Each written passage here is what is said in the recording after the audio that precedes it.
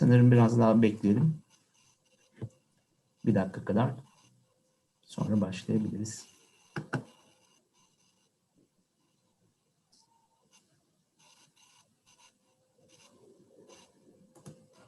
Evet, merhabalar. Uluslararası Arşivler Günü kapsamında Koç Üniversitesi Suna Kıraç Kütüphanesi olarak düzenlediğimiz bu konferans etkinliğimize öncelikle hoş geldiniz. Ayrıca konferans davetimizi kabul eden ve bugün bizlerle olan konuşmacılarımıza da ayrıca teşekkür ederiz. Kısaca kendimi tanıtırsam ben Mustafa Ergül, Suna Kıraç Kütüphanesi'nde arşiv uzmanı olarak çalışmaktayım. Bu konferansın moderatörlüğünü ise Anamet Kütüphanesi'nden bilim kütüphanecisi olarak çalışan Natali Defne Giyer ile birlikte üstleneceğiz. Konferans hakkında kısaca bilgi verirsem, Arşivlerin Vaatleri, Dijital Çağda Farklılığı Keşfetmek ana başlığını taşıyan bu konferans, farklı konu başlıklarını içeren 3 ayrı oturumda 6 farklı konuşmadan oluşuyor.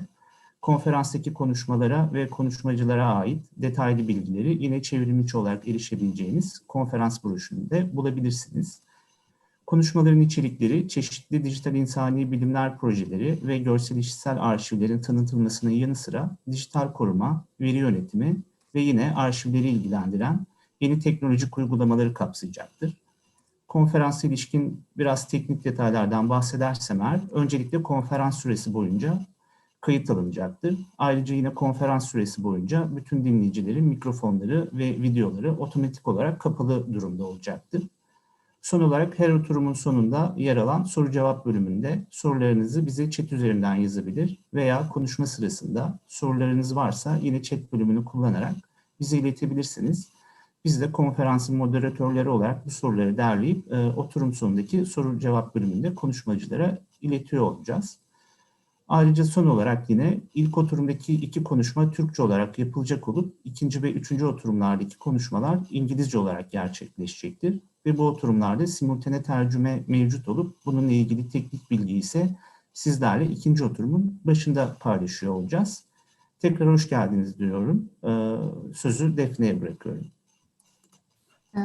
Dear all, welcome to our conference entitled The Promise of Archives Exploring Diversity in the Digital Age, organized by Koç University Suna Kıraç Library, today on the International Archives Day.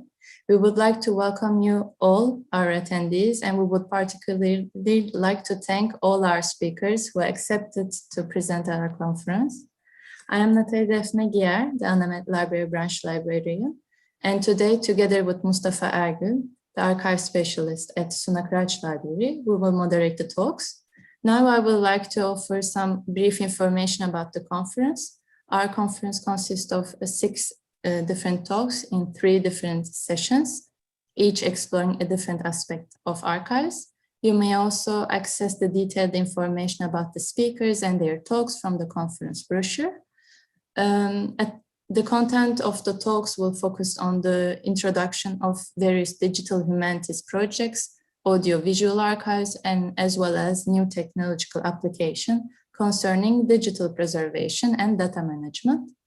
I would like to inform you about a few technical details. First of all, our conference is recorded. The microphones and videos of the audience are automatically closed. You may write your questions in the chat in the Q&A session. We will direct the questions to the speakers. Our first session will be held in Turkish. The second and the third sessions will be in English with a simultaneous Turkish translation provided. Thank you all for attending our conference. And now I would like to leave the floor to the director of the Suna Kıraç Library, Ms. Tuğba Akbaytürk, for her opening speech. Açılış konuşması için sözü Suna Kıraç Kütüphanesi Direktörü Tuğba Akbaytürk'e bırakıyorum. Defne, çok teşekkür ederim. Değerli katılımcılar, Koç Üniversitesi Suna Kıraç Kütüphanesi olarak Uluslararası Arşiv Günü'nü dünya ile aynı anda kutlamak ve arşivlerin önemine dikkat çekmek üzere 4. kez gerçekleştirdiğimiz konferansımıza hoş geldiniz. Konferansın teknik kısımlarına dair hatırlatmaları hep beraber dinledik. Umuyorum bugün dijital çağın sürprizleriyle karşılaşmadan programımızı sorunsuz bir şekilde tamamlayabileceğiz. En sade tanımıyla, en geleneksel tanımıyla arşivler, insanlar, kurumlar ya da yerler hakkında bilgi sağlayan, tarihi doküman ya da kayıtlardan oluşan koleksiyonlardır. Peki arşivler bize neler vaat ediyor? Hepimiz biliyoruz ki arşivler geçmişin şahitleridir. Bununla beraber arşivler geçmiş olaylar kadar bugünün kararlarını anlamlandırabilmemiz için de kanıtlar ve açıklamalar sunmaktadırlar. Arşivler insan ömrüyle sınırlı olmayan bir hafıza sunarlar. Arşivler asla unutmazlar. Arşivler bize kim olduğumuzu anımsatır, yerelliğimizi anımsatır, birbirimize karşı bağlılık hissettirir. Dünü, bugünü gelecek nesillere taşır. Joan Burke'ün de dediği gibi arşivler sadece kazananların, ünlülerin, başarıların hikayelerini değil, sıradan insanların da neler yaşadığını, neler hissettiğini, neler düşündüğünü içerir.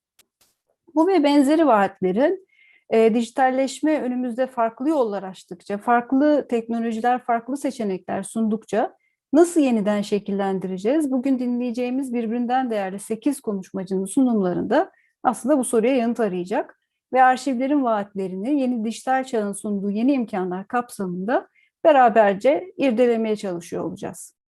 Bu vesileyle ben tüm konuşmacılarımıza davetimize olumlu yanıt verdikleri için ve bugün bizimle oldukları için teşekkür ediyorum.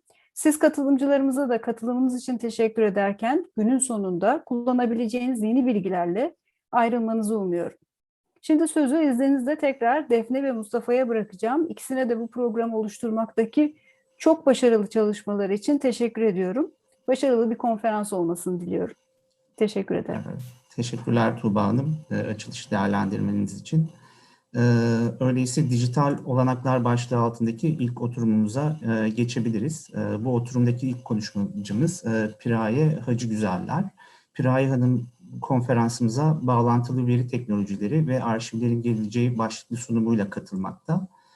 Kendisini kısaca tanıtacak olursam eğer, Piraye Hacı Güzeller 2005'te yüksek lisans ve 2012'de doktora çalışmalarını Belçika'daki Louvain ve Louvain-la-Neuve üniversitelerinde Ege Tunç Çağı arkeolojik verilerinin coğrafi bilgi sistemleri kullanılarak görselleştirilmesi ve analizi üzerindeki çalışmalarıyla tamamladı.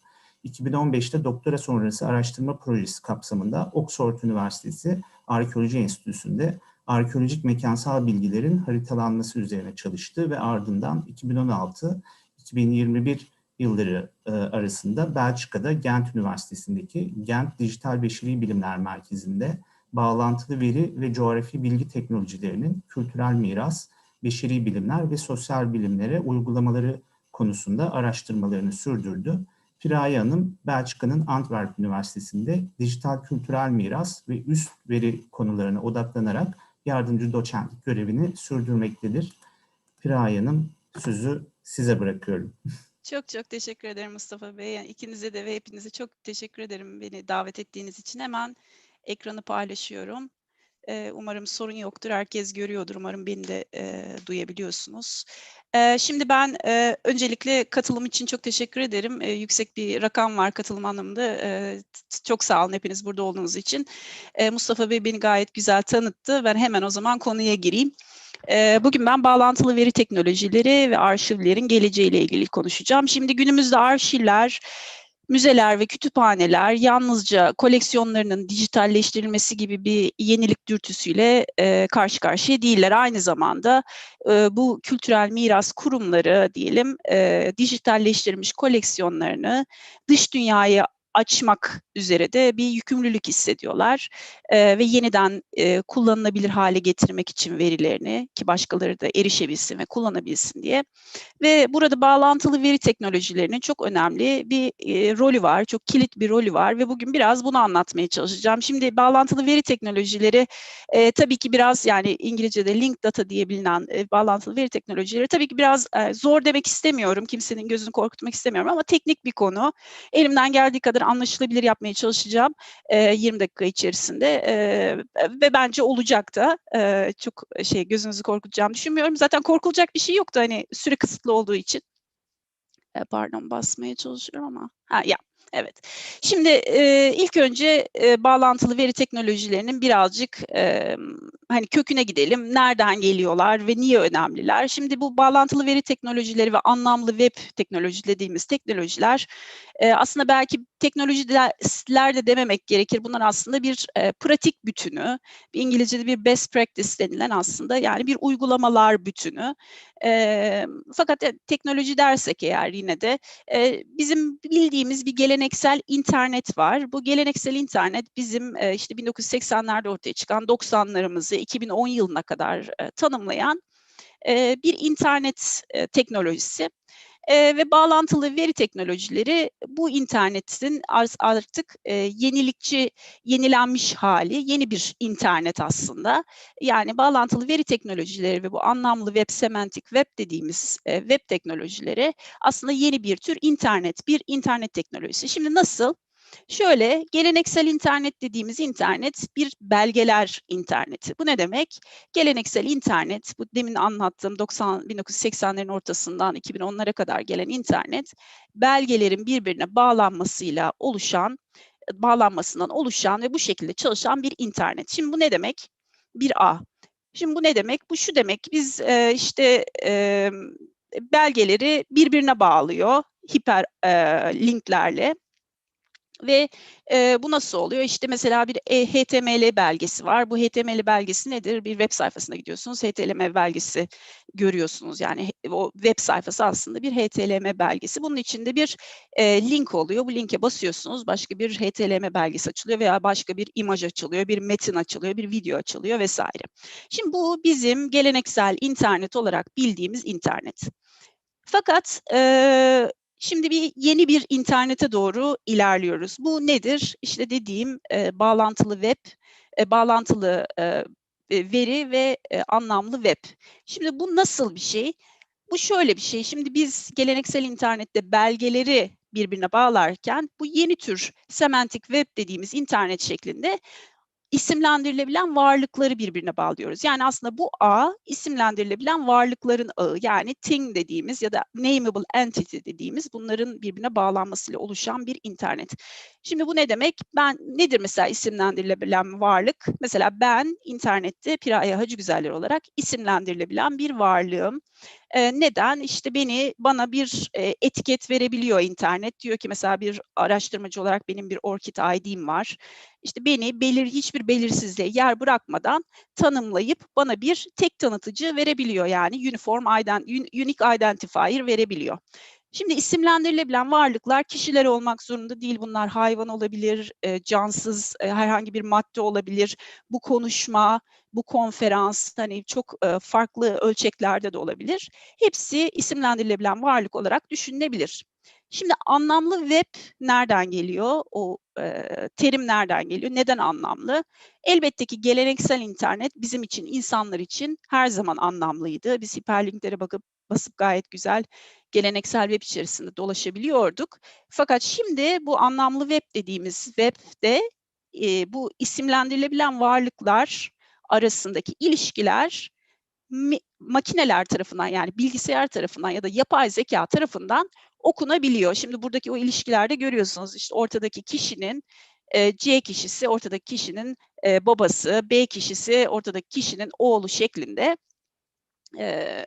bir şekilde bu ilişkileri birbirleriyle bilgisayarların anlayabileceği bir ağ aslında bu. Yani bağlantılı veri ve anlamlı web dediğimiz şey aslında bir yapay zeka teknolojisi.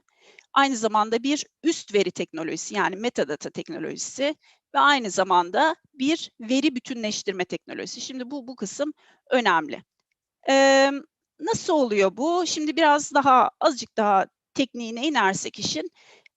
Bu bağlantılı veri dediğimiz veriler bu isimlendirilebilen varlıkların birbirlerine bu üçlüler şeklinde yani semantik web dediğimiz internet şeklinin diyeyim özünde birimi aslında bu triple dediğimiz üçlüler. Ben İngilizcesini yazdım çünkü bunların Türkçe'ye çevrildiğinden çok emin değilim. Kafada karıştırmak istemedim. Şimdi şöyle oluyor. Bir tarafta işte ben varım. Works at diyor. ve bir tarafta da University of Antwerp, UA var. Yani benim orada çalıştığıma dair bir triple oluşturuyor. Yani 2 tane isimlendirilebilen varlığı bir ilişkiyle birbirine bağlıyor. Şimdi burada önemli olan şey buradaki bu üçlüdeki her 3 elemana da bir tane tek tanıtıcı veriyor ve bağlantılı veri teknolojilerinde bu tek tanıtıcının adı Uniform Resource Identifier. Yani bunlara bir URI veriyor. Bu URI'ler yukarıda sol tarafta görebileceğiniz gibi URL'lere de son derece benziyorlar. Yani bizim bildiğimiz web adreslerine de gayet benziyorlar.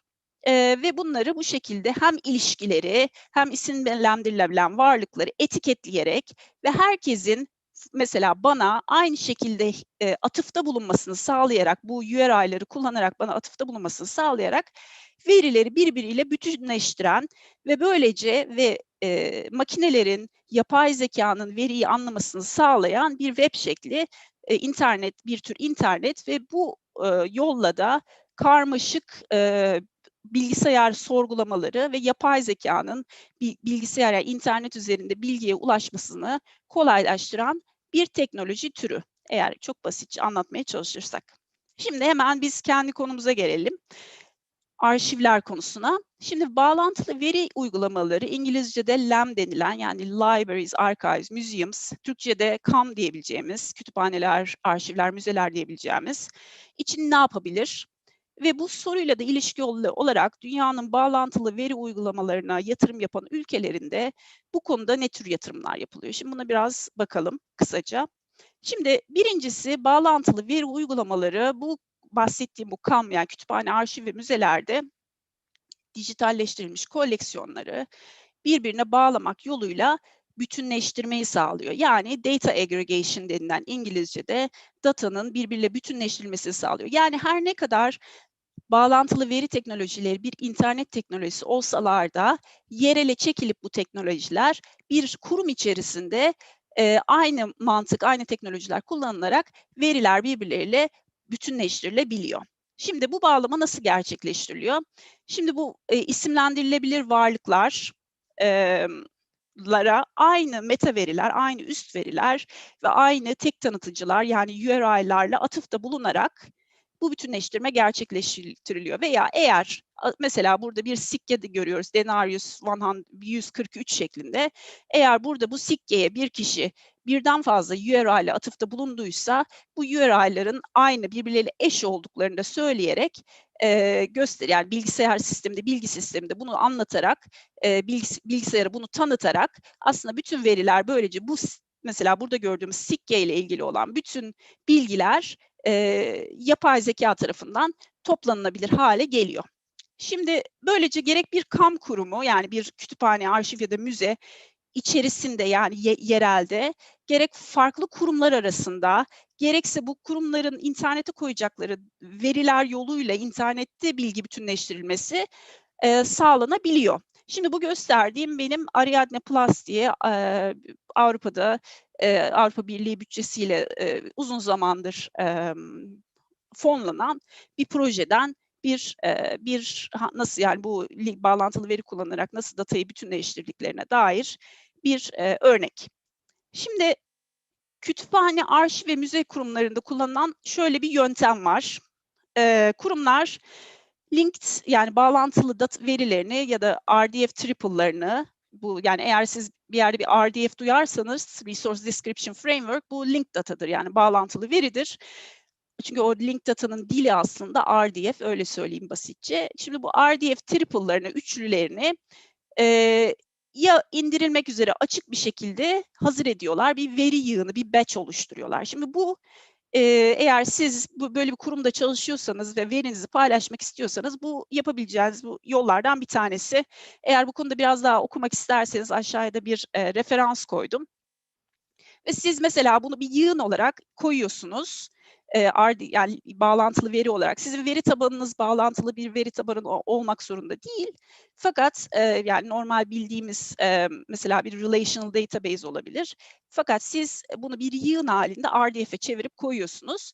Ve sonra başka bir inisiyatif, mesela American Numismatic Society, Amerikan Numizmatik Topluluğu bunu alıyor değişik yerlerden. Çünkü sizin verinizde, sizin kurumunuzun verisiyle ilgilendiği için ve kendisi bu veriyi birleştiriyor. Şimdi burada aşağıda gösterdiğim referansta da belirtildiği üzere birkaç sorun olabilir. Şöyle, yani her zaman böyle çok pembe bir tabloda çizmek istemiyorum bağlantılı veriyle ilgili ama şöyle, sizin arşivinizde bir veri tabanınız var tabii kurumunuzun içinde ve veriniz tabii çok hızlı değişiyor olabilir ve sürekli bir bu yığını oluşturmak için yeterli insan kaynağınız olmayabilir, yeterli fonunuz olmayabilir ve yığınınız zamanla eskiyebilir.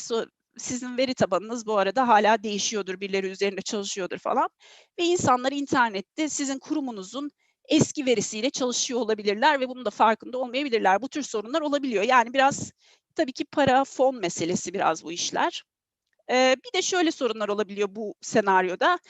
Verilerinizi açarken verilerin ne şekilde bütünleştirildiğiyle ilgili bir kurum olarak endişe duyabilirsiniz. Bu ne demek? Şimdi sizin veriniz çok yüksek kaliteli olabilir. Fakat bir başka kurumun kalitesi düşüktür ve o kurumdan gelen verinin kalitesi düşüktür. Bu ikisini bütünleştirince sizin verinizin kalitesi de düşer ister istemez.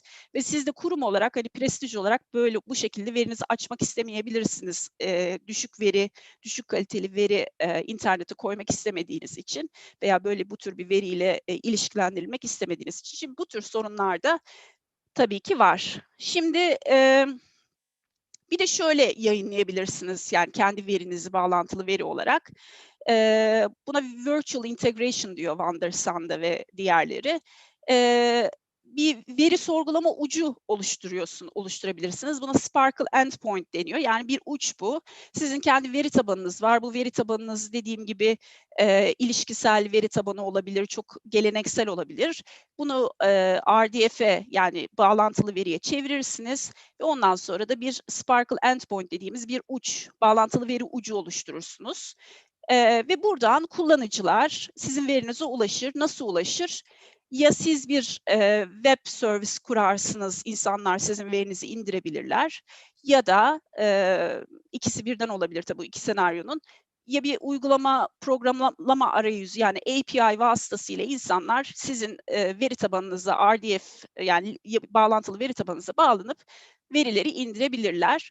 Burada az önce bahsettiğim senkronizasyon sorunu yok. Bu daha güzel bir teknik. Ama tabii her zaman doğru insanlarla, özellikle yani kendi domain knowledge dediğimiz, eğer mesela bir arkeolojik arşivdeyseniz ya bir kütüphanedeyseniz bu konuda çalışmış, bağlantılı veriyi bilmek bir konu ama bir de hani kütüphanede bu konuda bir deneyimi olan insanlarla çalışmanız da önemli. Yani bu know-how'a, teknik bilgiye olan ulaşımınız çok önemli. Çünkü tabii önemli, ciddi bir teknik bilgi söz konusu burada. Şimdi elimden geldiğince referanslarla ilerlemeye çalışıyorum. Bu iki deminden verdiğim referansların arasında da bir bağlantı var. Ruben Verborg, eğer yapmak isterseniz Gent Üniversitesi'nde ve MIT'de çalışıyor. Bu konuda özellikle bu yani live kütüphane, arşiv ve müzelerde ve bağlantılı veri konusunda çok hani uzman bir insan. Şimdi bu kitabı da sanırım o Türkçe'ye çevrilmedi. Çok güzel bir kitap. Hani umarım bu konuşma da belki bu kitabın Türkçe'ye çevrilmesine bir vasıta olur diye buraya koymak istedim.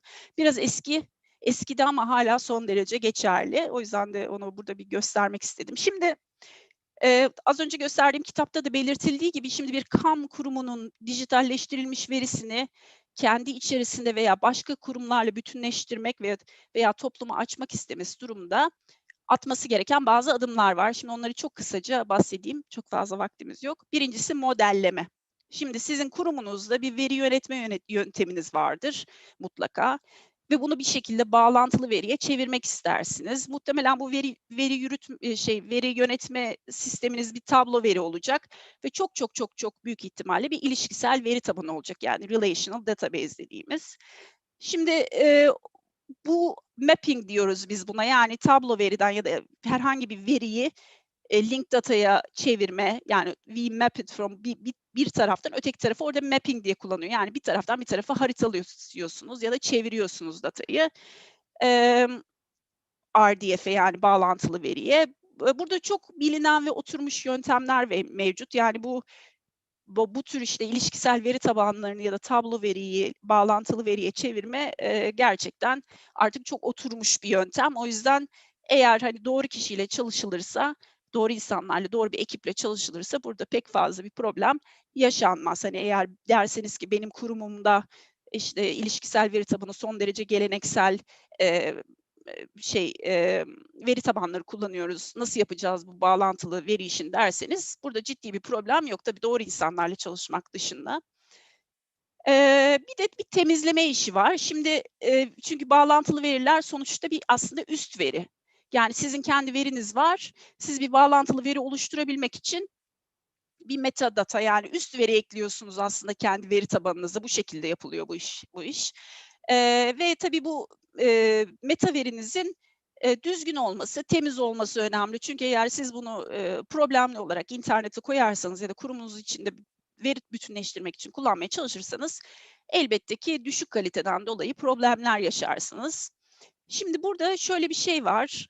Siz dediğim gibi bir katman olarak bulunan verinize ek bir üst veri eklediğiniz için, üst veri katmanı eklediğiniz için sizin mesela atıyorum sizin arşivinizde tekrar sikke konusuna dönelim. Bir sikkeniz var veya bir sikke ile ilgili bir veriniz var. Bir belgeniz var.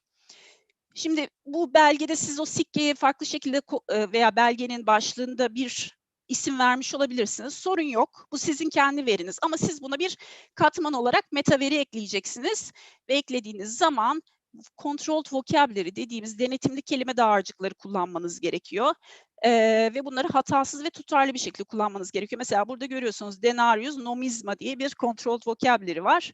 Yani bir denetimli kelime dağarcığı var. Orada bir denarius'a hangi tür sikkeye ne tür bir isim vermeniz gerektiğini size anlatıyor. Yani bunu bir katman olarak kendi verinizin üzerine örtmeniz gerekiyor ki böylece herkes sizin neyle ilgili veriniz olduğunu anlayabilsin. Yani tek bir dil konuşulsun.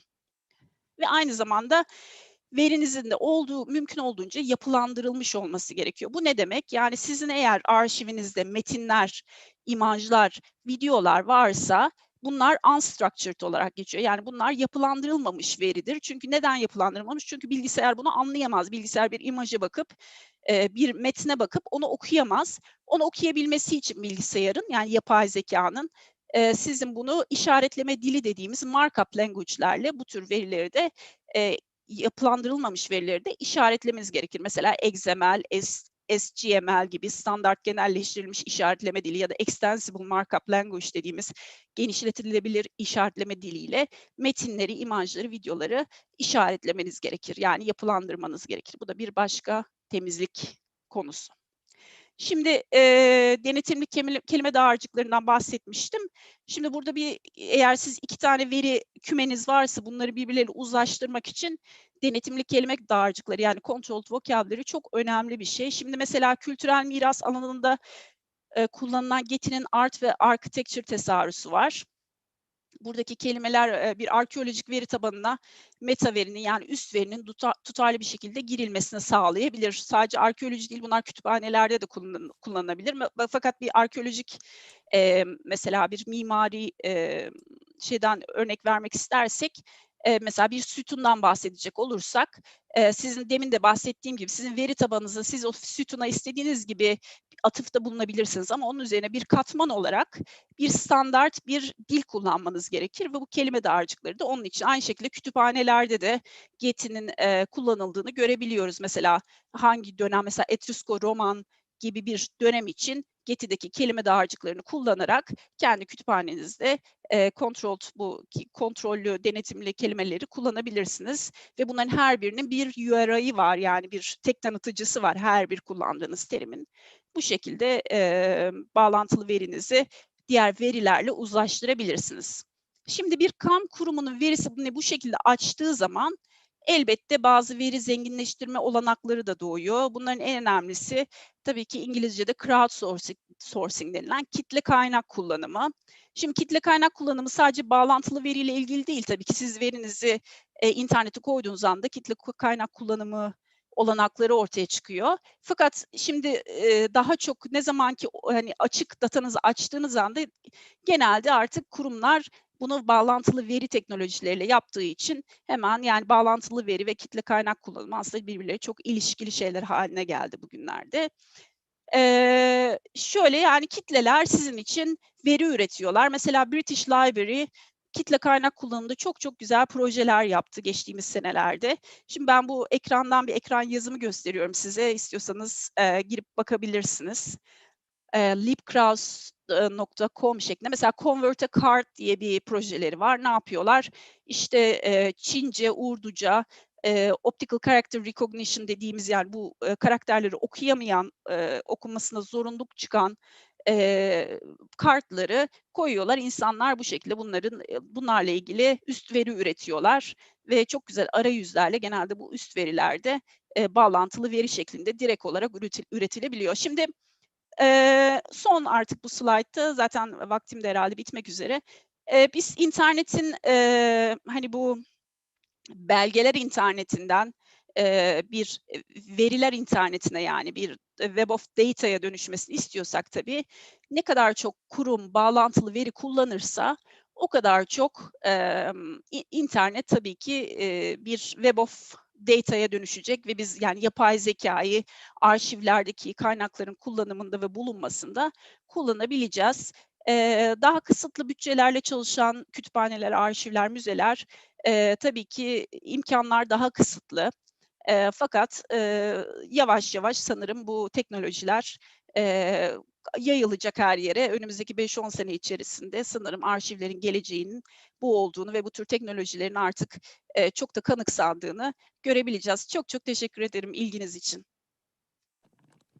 Teşekkürler Piray Hanım bu sunumunuz için. Özellikle yapay zeka ve bağlantılı veri teknolojileri önümüzdeki dediğiniz gibi 5-10 senenin kütüphanecilik alanında da bir dominasyona sahip olacak. Birkaç sorumuz var. Onları soru cevap kısmına saklıyorum.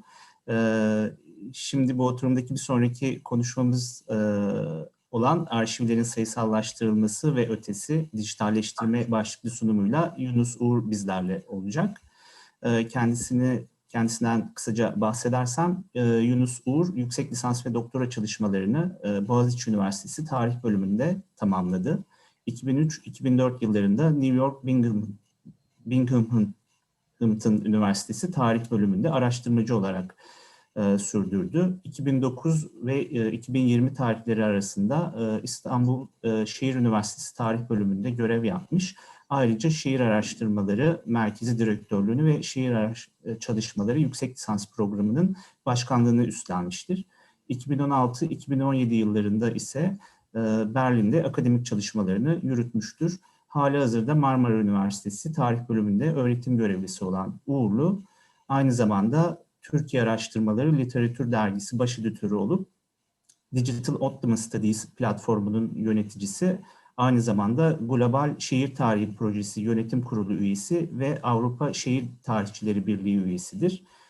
Yunus Uğurlu'nun odaklandığı konuların arasında Osmanlı şehir tarihi, kent mekanı, mahalleler, tarih yazımı, tarih kaynakları, dijital tarihçilik, tarihsel coğrafya, sözlü tarih ve kültürel miras alanları gelmektedir. Bu takdimimden sonra sözü Yunus Bey'e bırakıyorum. Evet, çok teşekkür ederim Mustafa Bey. Ben de hem size hem Defne Hanım'a hem de organize eden diğer kişilere çok teşekkür ederim. Ben de ekranımı paylaşayım.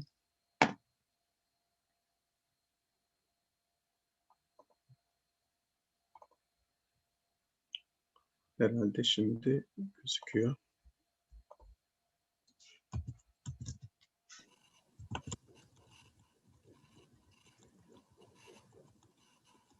Yerde kalmış.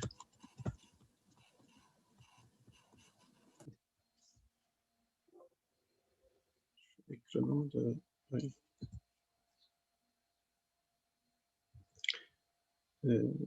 şu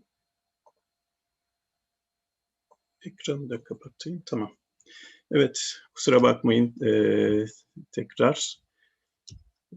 Teşekkür ederim. Bugün arşivlerin sayısallaştırılması ve ötesi dijitalleşme başlıklı bir konuşma ile aslında tarihçi perspektifinden biz neler görüyoruz ve arşiv uzmanlarıyla, bilgi belge yönetim uzmanlarıyla, dijital alanda, dijital arşivler konusunda çalışanlarla birlikte neler yapabiliriz? Bu çerçevede bir sunum olacak benim konuşmam. Bu arşiv günü dolayısıyla bugün de bahsedeceğim Taha Toros'un bir sözü vardı. Onunla hem arşivi hem arşiv gününe hem arşivcileri anmış olalım. Arşivcilik bir hastalıktır. Allah bu hastalıktan kimseyi kurtarmasın demişti Taha Toros. Kendisine de rahmet dileyelim. Bugün kendisinden biraz bahsedeceğiz. Bugün ben size Piraye Hanım'ın sunumu gerçekten çok bazı noktalarda daha derinlemesine bir şekilde benim işimi de kolaylaştırdı. Çok daha iyi öğrenmemizi sağladı bazı meseleleri. Dijital beşeri bilimler çerçevesinde biz neler görüyoruz tarihçiler olarak ondan bahsedeceğim. Dijital arşivcilikle ilgili birkaç mevcut çalışmaların ötesinde bizim ihtiyaç duyduğumuz alanlar neler, ne olanaklar var bunlardan bahsedeceğim. Bir de son kısımda bizim Osmanlı tarihçileri olarak biraz analiz sonuçlardan yola çıkarak ihtiyaç duyduğumuz ve arşivlere dair yapılmasını önemsediğimiz bazı meseleleri sizlerle paylaşmak istiyorum. Bu konferansın başlığı gerçekten çok ben sevdiğim bir başlık oldu. Bir taraftan arşivlerin vaatleri gerçekten sonsuz ve bunu çözmeye çalışıyoruz. Bir taraftan da dijital çağda farklılıkları keşfetmek de bize anlamlı gözüküyor. Özellikle hani sosyal bilim, tarih çalışan kişiler olarak Osmanlı arşivinden biz küresel dijital çağa ne katabiliriz? Yani bunun üzerinde kafa yoruyoruz ve gerçekten çok büyük bir arşivimiz var. Bunlar bize birçok şeyi yapmayı sorumluluk yüklüyor. Onun için arşiv, dijital arşiv kısımları bizi şu anda ilgilendiriyor. Ama bir de doğuştan dijital olan şu anda yaşadığımız ve dijital üretilen arşivler var. Aslında bir taraftan tarihçiler ve beşeri bilimciler olarak bunun da bir parçası olmamız gerekiyor. Zira daha biz hayattayken bunlar arşiv olacaklar. Ama şu anki vakitte biraz daha temel bazı hususları vurgulayayım. Şimdi arşivin imkanlarını dijital beşeri bilimler çerçevesinde biz değerlendirmek istiyoruz. Çünkü burada yani bizim tarihçiler olarak, sosyal bilimciler olarak gördüğümüz, fark ettiğimiz, belki sizlerden daha geç fark ediyoruz bunları, büyük bir alan var. Yani dijital beşeri bilimleri biz 5-6 yıldır, ben doktora tezinden beri belki 10 yıldır üzerinde parça parça uğraşıyorum. Büyük veri dolayısıyla bunlar bilinen meseleler olduğu için geçiyorum. Ama sosyal bilimlerin ve beşeri bilimlerin yeni arayışları da aslında bizi dijital beşeri bilimlerin imkanlarını bulmaya, genişletmeye zorluyor. Piraye Hanım'ın çok güzel bir şekilde bahsettiği bu bağlantılı veri meselesi, kitle kaynak meselesi ve belki buna bir de arama, artık arama çok daha önemli bir hale geldi. Çünkü burada arama, search engine, makine öğrenmesi, machine learning sistemi kullanıldığı için bizim birçok şeyi aramayı, search'ü düşünerek yapmamız gerekiyor artık. Bunlar dijital beşeri bilimlerin bizi düşündürmeye ve bu alanlarda üretim yapmaya sevk ettiği kısımlar diyebilirim bunlar için. Bağlantılı veri küresel ağ açısından gerçekten hani dijital çağın, küresel dijital çağın bir gereği olarak küresel ağ oluşturuyor. Kitle kaynak bilgi üretiminin demokratikleşmesi, bir taraftan bilgi üretiminin çoğaltması açısından ama bir taraftan da demokratikleşmesi açısından bize bu yönü de önemli ve bunu da bize imkan sağlıyor. Ama bunun ötesinde bu mavi olarak boyadığım kısım sürekli açık erişimli ve küresel altyapılarla çalışmak ve bunlarla ilgili bizim de üretim yapmamızı gerektiriyor. Zaten konuşmamda hep bunu vurguluyor olacağım. Şu anda çok lokal çalışmalar yapıyor gibi görünüyoruz. Gözlemlerimiz öyle. Çok lokal altyapılar ve kendi kurumsal altyapılarımızı kullanıyoruz. Ya bunu küreselleştirmemiz gerekiyor, imkan varsa, ya da küresel altyapılarla birlikte çalışmamız gerekiyor. Dediğim gibi tarihçi ve beşeri bilimler biraz perspektifi benim. Belki sizler için bunlar zaten böyledir ama bunu fark etmemiz gerekiyor. Küresel dijital çağın çok kültürlülüğü de vurgulanması gereken bir şey. Onun için bu konferansın başlığını çok sevmiştim. Çünkü dediğim gibi Osmanlı ve Türkiye arşivlerinin katacağı şeyler var bu dijital küresel ağa. Biz bir sürü kavramlarımızı, sözlük, kelime dağarcıklarımızı katmamız gerekiyor. Şu anda biz hangi çalışma yapsak boşlukta kalıyoruz. Piraye Hanım demin bunların nasıl yapılacağını söyledi çok isabetli bir şekilde. Ama bizim Türkiye'den Osmanlı olarak bu sözlüklere katkımız maalesef çok sınırlı gözüküyor. Ve bunlar dijital beşeri bilimlerinin belki en güzel tarafı bu disiplinler arası ilgi ve işbirliğini bize çok mümkün kılıyor. Bunlar mesela bizim kullandığımız, tarihçilerin kullandığı bazı şeyler olarak karşımıza çıkıyor. Şimdi ikinci kısım, yani dijital arşivlerde bunlar yani sizin çok daha iyi bildiğiniz, takip ettiğiniz, uzmanlaştığınız alanlar. Ama 3 düzleme ayırırsak birinci düzlemde çok çok iyi olduğumuzu gözlemliyoruz biz Türkiye'de. Ama ikinci düzlem yani dijital yayın ve arama motorları kısmında ve bizim için, beşeri bilimciler için, tarihçiler için çok daha önemli olan bu sayısallaştırılan ve dijital yayın haline getirilen arşivin analiz ve görselleştirmeleriyle entegre edilmesi. Yani buna biraz daha detaylandıracağım ama bizim çok daha ilgimizi çekiyor 2 ve 3. Burada bir vakit yok ama hani iyi bir proje olarak hem bilgi belge için hem tarihçiler için belki bakma imkanı olanlar olabilir kitap tarihiyle ilgili. Ama aynı şeyi görüyoruz. Bir taraftan tekstler üretiliyor, bir taraftan bunlar okunuyor, etiketleniyor, kodlanıyor. Bir taraftan işte database'ler oluşuyor sonuç itibariyle ve buraya girerseniz 3-5 tane işte sözlük oluşturuluyor, farklı database'ler oluşturuluyor ve sonra görselleştirme ve analiz kısımları oluşturuluyor. Yani bunların çok güzel anlatımları var. Bu da mesela ben şehir tarihçisi olduğum için daha çok tabii örneklerim oralara gidiyor. Shakespeare dönemi Londra'sı ile ilgili bir çalışma ve aynı şekilde üst üste veriler, yani sadece şuradaki belgelerin ya da bu tarihi haritanın dijital sanallaştırılması değil, üzerine diğer belgelerle birlikte bunların zenginleştirilmesi süreci yaşanıyor. Şimdi bizim Digital Ottoman Studies, dijital Osmanlı çalışmalarında yapmaya çalıştığımız şey de bu dijital dünyaya Osmanlı çalışmaları çerçevesinde katkıda bulunmak. Çünkü gerçekten demin ifade ettiğim gibi Osmanlı mirası büyük bir miras. Yani şunlar büyük veri, uzun dönemlilik, çok kültürlülük, çok dillilik, geniş bir coğrafya, zengin tema, farklı disiplinler. Bunların hepsi Osmanlı mirasının büyüklüğünü, genişliğini ve dijital araçlarla ve dijital beşeri bilim anlayışıyla ne kadar büyük bir imkana altyapı sağladığını bize gösteriyor.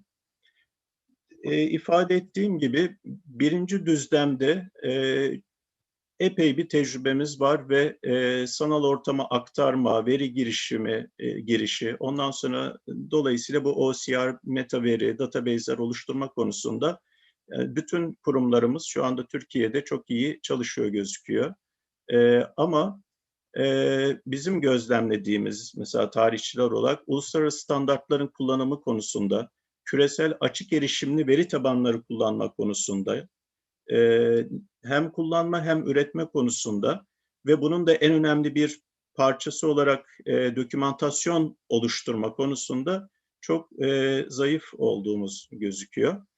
Şunlar da kavram ağaçları ve sözlükler, yine Piraye Hanım'ın ifade ettiği gibi, bunlara Osmanlı ve Türkiye arşivlerinden kurumlarla ilgili bütün tarihi olaylarla ilgili sözlüklere katkıda bulunmamız gerekiyor.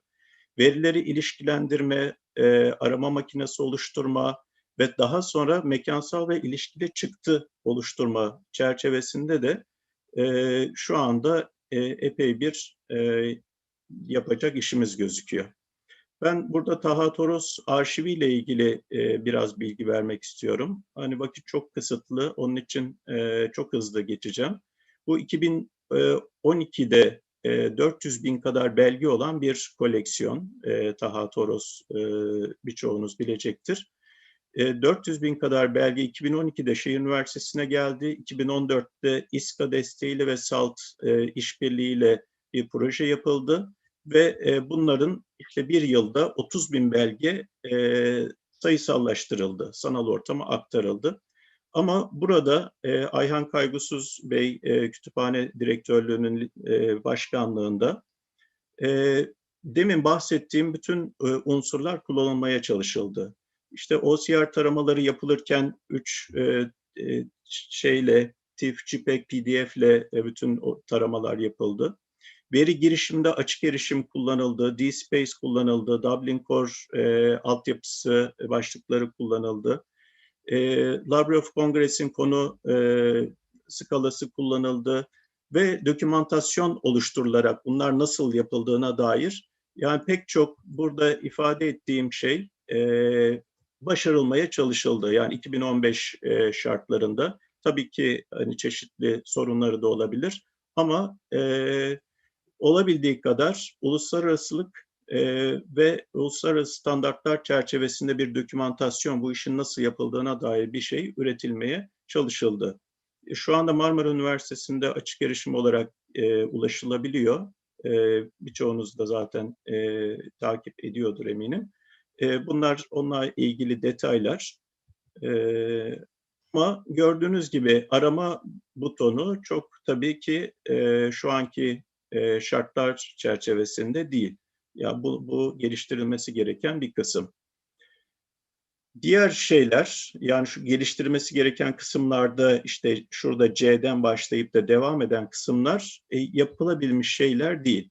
Biz o zaman yine Ayhan Beylerle birlikte yine İSKA desteğiyle Unutma İstanbul diye bir proje yapılmıştı. Yine Taha Toros belgelerinde ve bu sefer bunun mekansal analizi yapılmaya çalışıldı. Yine aynı süreçler işledi ve bu sefer mekanla birlikte bu belgelerin ilişkilendirilmeye çalışıldı. Ama yapılmak istenen şey benim konuşma başlığımda dediğim gibi sayısallaştırmadan bütün bu süreçleri bir arada entegre eden bir dijitalleşme sürecine geçebilmek. Bunu yapmak için de elbette şunların yapılması gerekiyor. Bunları yani metin kodlamaların, etiketlemelerin, ilişkilendirilmelerin yapılması gerekiyor. Bunları biraz hızlı geçiyorum. Bizim tarihçilerin, bilgi belge çalışanların iyi bildiği süreçler. Ve son olarak da analiz kısmının, biz burada niteliksel metin analizi yapıyoruz, mekansal analiz yapıyoruz, ağ analizi yapıyoruz. Yani arşiv bir kere dijitalleştirilip, sayısallaştırılıp, dijital yayın haline geldiğinde, etiketlendiğinde artık bizim tarihçilerin, sosyal bilimcilerin büyük bir kolay bir şekilde tarihsel analiz yapmalarını sağlıyor. Bunlar coğrafi olarak belgenin haritaya geçiş süreçleriyle ilgili bazı şeyler. Bizim yaptığımız çalışmalardan bazı örnekler. Bunları Sunblock.org'da Merak edenler bakabilir.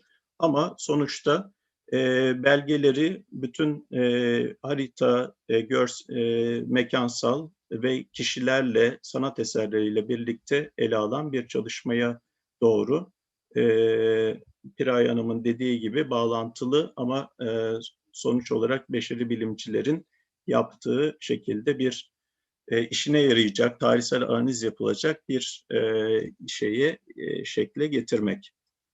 Son olarak digitaloptimumstudies.com web sitesinde neler yapıyoruz? Aslında bununla dertlenen, bu süreçlerle ilgilenen farklı disiplinlerden işte 8 editoryal ve 18 danışman hocamızdan, uzmandan oluşan bir ekip Osmanlı alanında bu süreçleri takip etmeye çalışıyor.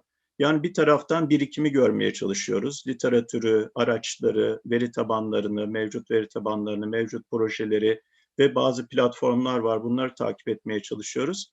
Ama bir taraftan da kendimiz proje yapmaya çalışıyoruz. Çünkü buna gerçekten ihtiyaç var.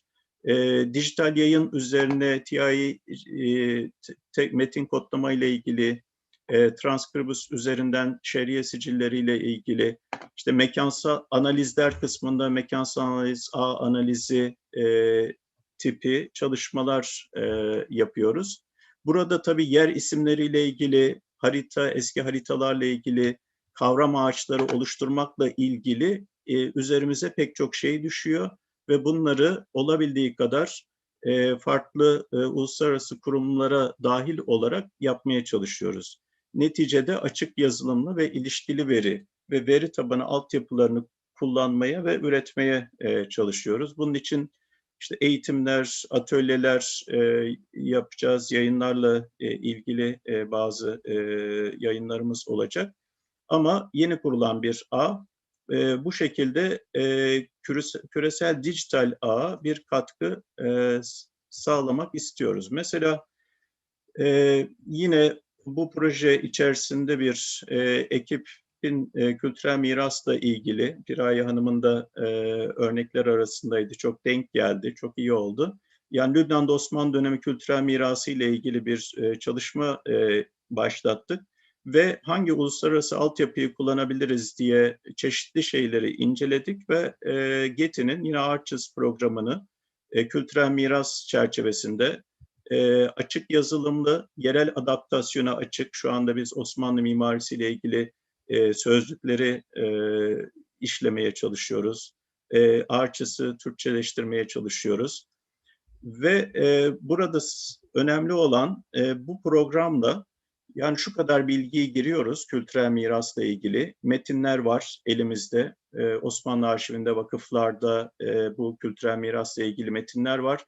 Görsel malzeme var, saha araştırması notlarımız, gözlemlerimiz var.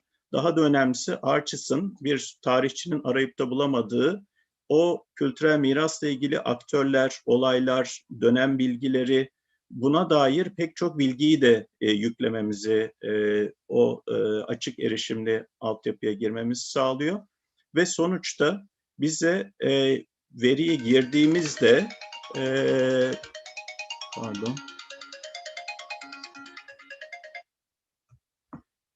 mekan harita ile sonuçlarını gösteriyor, tematik ilişkilerini gösteriyor.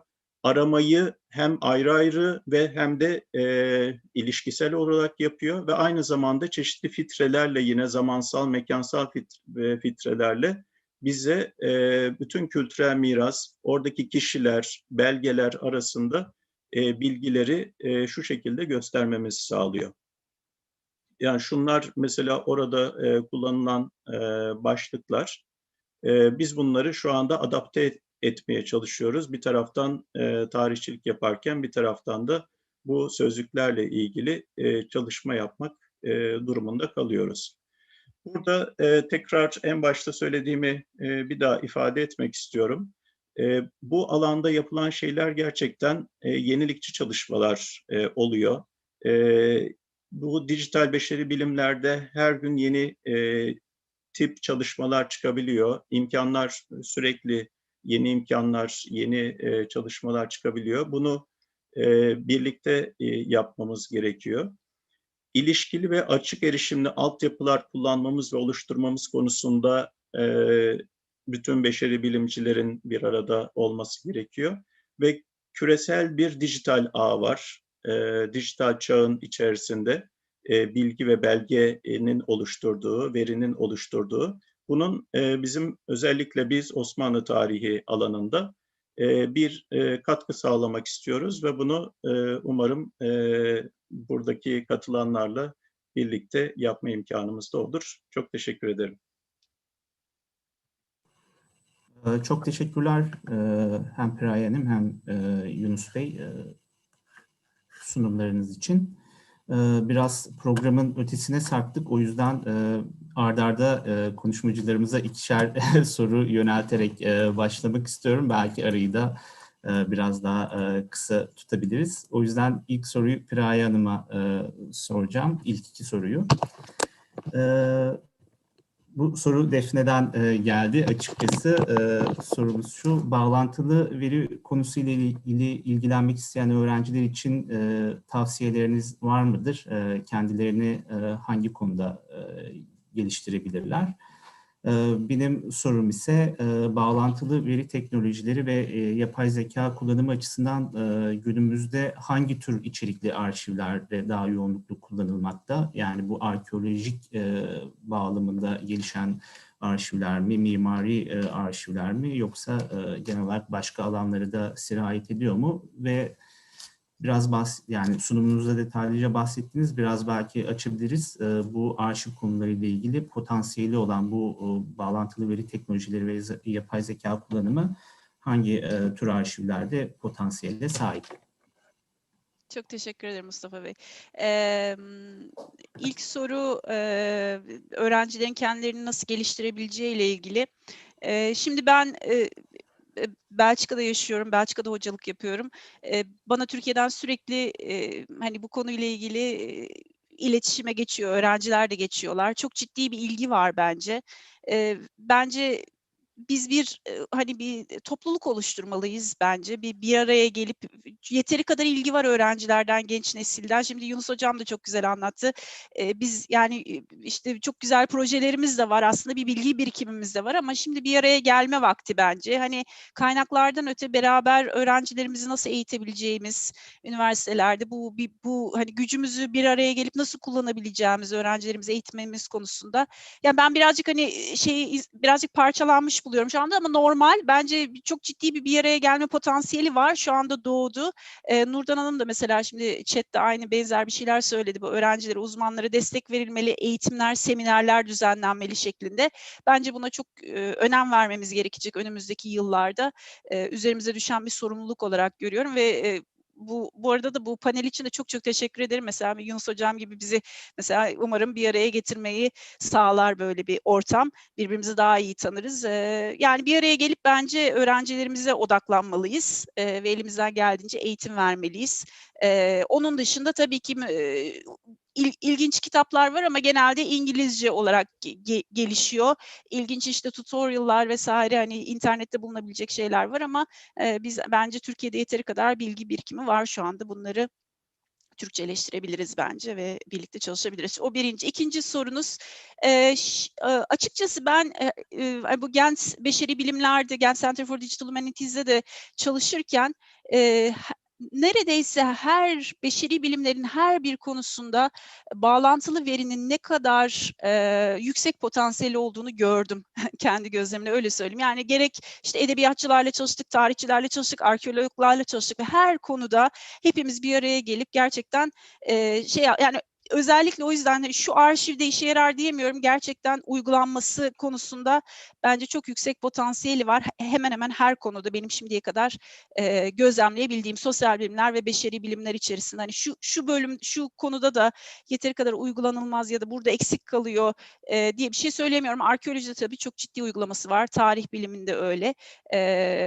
Ama yani bence bağlantılı verinin zaten o teknolojinin güzelliği zaten orada bir internet teknolojisi olduğu için ve bir organik hani scalable dediğimiz çok ölçekli bir teknoloji olduğu için her yere de çok güzel uyum sağlıyor. Umarım Mustafa Bey cevaplayabilmişimdir sorunuzu. Bence esas gücü orada zaten bağlantılı verinin bence. Çok teşekkürler Piraye Rica Hanım. ederim. Yunus Bey'e iki soru soracağım bu kısıtlı zamanımızda. Öncelikle Osmanlı mirasını çok kültürlü, çok dilli ve çok geniş bir coğrafyaya kapsadığınızdan bahsettiniz sunum içerisinde. Benim sorum da yine başkan olduğunuz platformun, yürütücüsü olduğunuz platformun, Digital Ottoman Studies'in. Burada bu platformda Osmanlı tarihi, Osmanlı kültürü açısından herhangi bir önceliklendirdiğiniz konu veya dönem var mıdır? Öncelikli sorum bu olacak. İkinci sorum ise dijitalleştirme sürecinde karşılaştığınız zorluklar nelerdi ve aslında bu zorlukların üstesinden gelirken nelere dikkat ettiniz? Bu iki soruyu size yöneltebilirim. Teşekkür ederim Mustafa Bey. Ben de kısaca cevap vermeye çalışayım. Bu Dijital Ottoman ekibi olarak işte biz Fatma Aladağlar'ın olduğu, diğer arkadaşların olduğu ekip içerisinde bir önceliğimiz bizim şehir tarihi çalışıyoruz. Dolayısıyla kentlerle ilgili, Osmanlı şehirleriyle ilgili doğal bir şeyimiz var. Çünkü birçok ekip üyesi şehir tarihi çalışıyor. Ama mesela şimdi metin kodlama ile ilgili Fatma Hanımlar şer'iye sicilleri ni esas aldılar.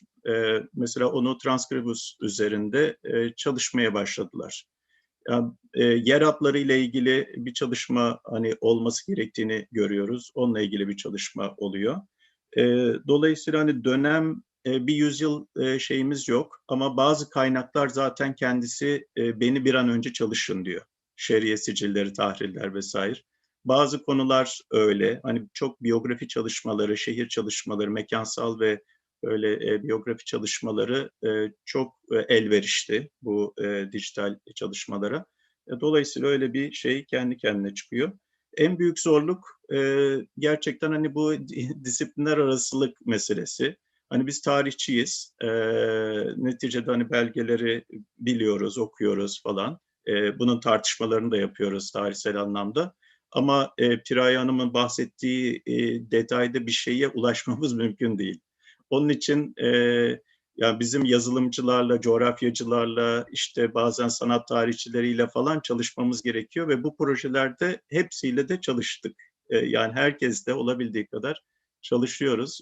Bunlar hani üniversite ortamları güzel bir anlamda ama üniversite arası, uluslararası işe girmek gerekiyor sürekli. Ama uğraşıyoruz olabildiği kadar. Bir taraftan da eğitimlere başlayacağız artık tarihçileri özellikle. Bu özellikle bazı network programları, GIS programlarını öğrenmeleri için. Çünkü gençler çok meraklı gerçekten ve bunları öğrenmek istiyorlar. Biz de yardımcı olmaya çalışacağız. Teşekkür ederim. Çok teşekkürler. Chat kısmından da sorular geliyor. Yalnız dinleyicilerimizin biraz bu konuda anlayışına sığınıyoruz. Biraz programın arkasında kalmamak adına. Dilerseniz bu sorularımızı direkt olarak konuşmacılarımıza da iletebilirsiniz mail yoluyla. Konuşmacılarımız için de bir sakıncası yoksa tabii. Tabii. Tabii ki, ne demek. Böylece aslında bir ara vermeyi planlıyorduk. Fakat aslında dediğim gibi programın gerisinde kalmamak için aslında hemen ikinci oturuma geçebiliriz diye düşünüyorum. Bu oturumdaki konuşmacılara da tekrar teşekkür ediyorum. Biz teşekkür ederiz. Ben çok teşekkür ederim. Sağ olun.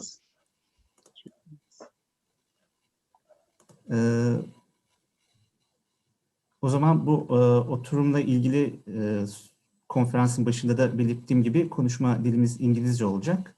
Dinleyicilerin Zoom ekranlarının altındaki screen sharing yanında Interpretation kanalında oraya tıklayarak Türkçe bölümünü seçerlerse simultane tercümenin olduğu kanala da geçebilirler.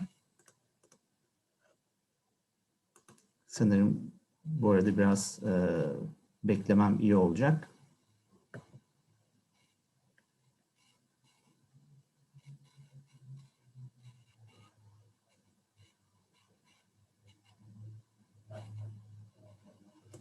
So hi, I will continue in English. second session titled as Archives in Visual Age. Because we have some time limited issues, so we thought that it will be better to start this conference without giving a break. So our first presentation in this session will be given by Joanne Bloom. Her presentation title is In Focus, Photograph Collections in the Fine Arts Library, Harvard University. If I briefly introduce her to you, Joanne Bloom is the Photographic Resources Librarian at the Fine Arts Library, Harvard University, a position she has held for the past 15 years. In this role, she manages the acquisitions, preservation, cataloging, digitization, and public access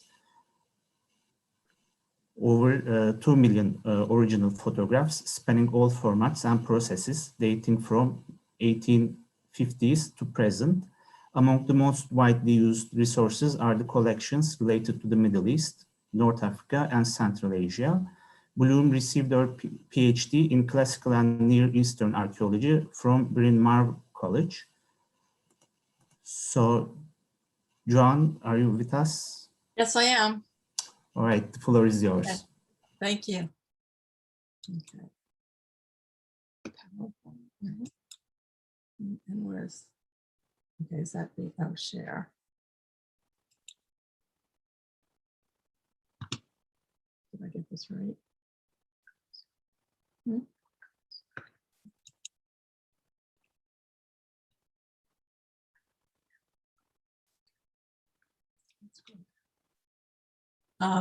Good morning, everyone, or rather good afternoon, I guess, in Turkey. I would like to thank the Koch University Library and especially Defne and Mustafa for inviting me to participate in this conference. First, I would like to give you a very brief history of the Fine Arts Library at Harvard University. The library began as the Fogg Museum Library in 1927. In 1962, the library became part of the Harvard College library system and was renamed the Fine Arts Library. Art history was first taught in the United States and at Harvard in 1875, and as early as 1895, funds in the museum budget were allocated for the purchase of photographs for teaching and research, the beginning of the photograph collections of the Fine Arts Library. The Fine Arts Library image collections are administered by two units, the Digital Images and Slides Collection and Special Collections. The Digital Images and Slide Collection handles teaching materials, slides and now digital files used in class, mainly copy work from publications.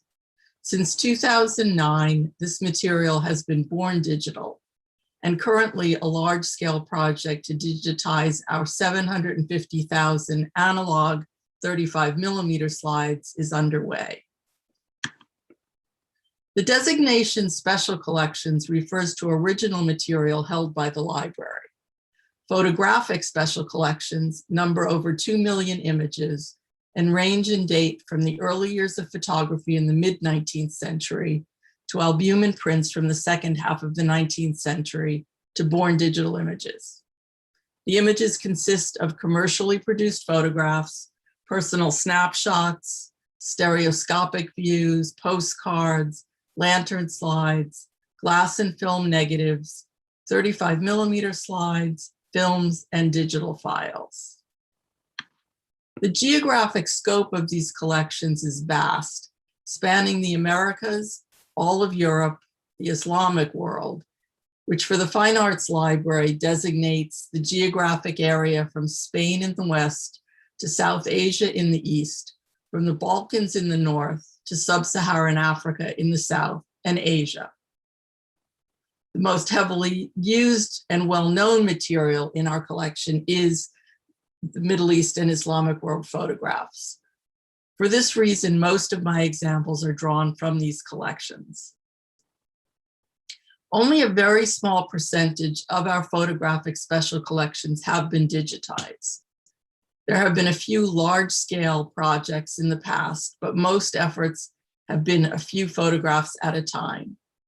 Currently, digitization is by request, either by individuals wanting images for publication or teaching.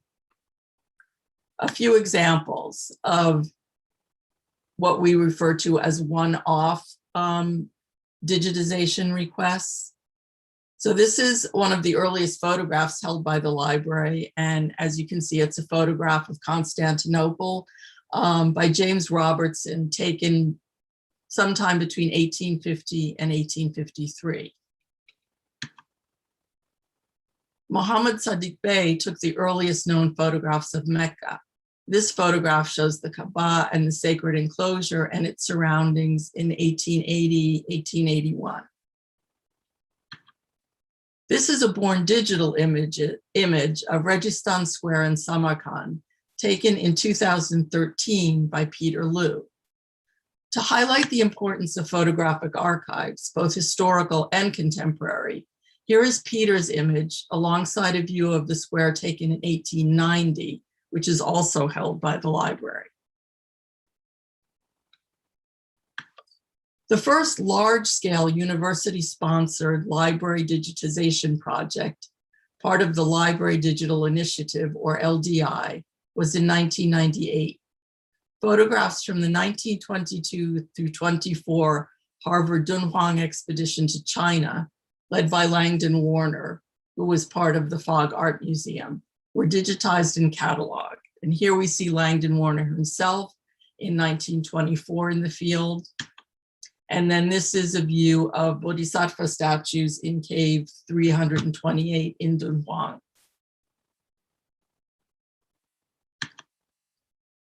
A second project focused on a subset of our collection of 95,000 lantern slides. Here is the Opera House in Dresden, Germany. The Opera House was destroyed in 1945.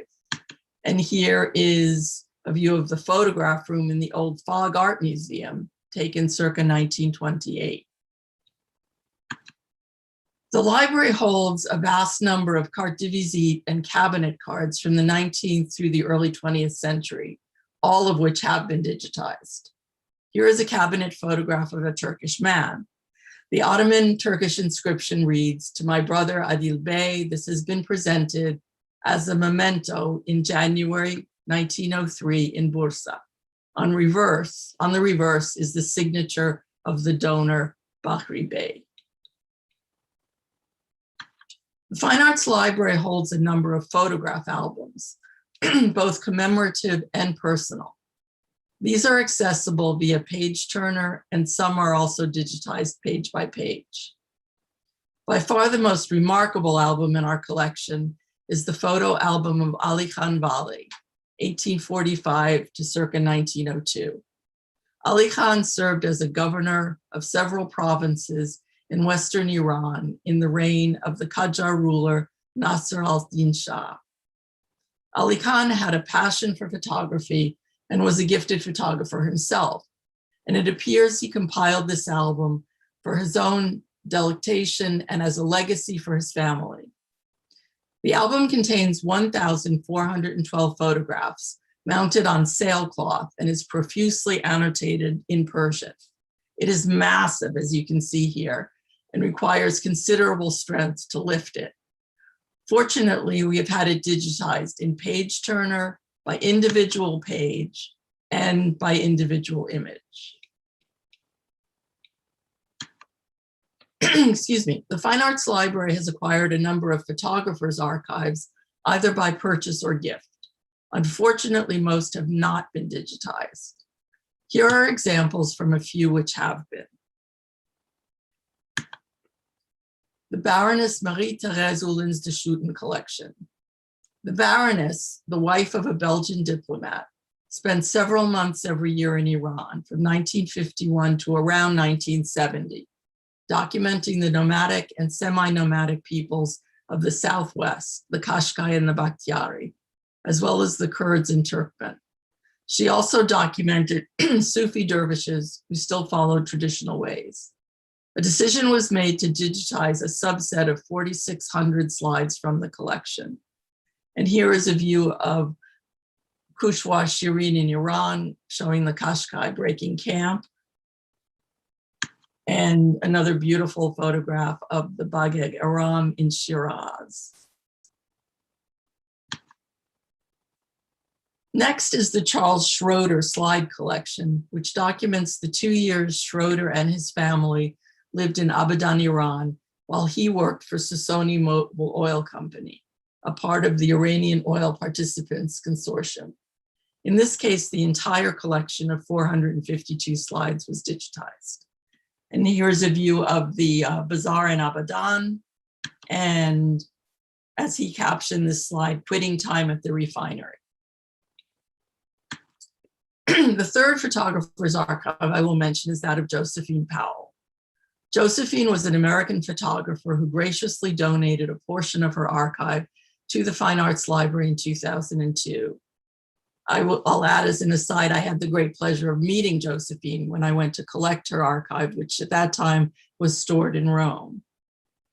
Josephine traveled widely and photographed the architecture, art, culture, and ethnology of countries in the Middle East and North Africa, Central, South, and Southeast Asia, Italy, Greece, and the Balkans.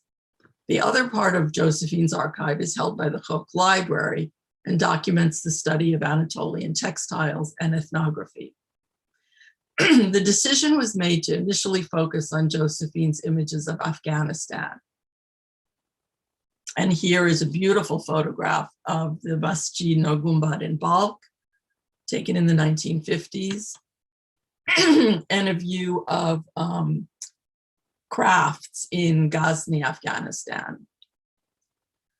A second round of digitization included many of Josephine's images of Morocco, part of a project undertaken in collaboration with ArcNet at MIT.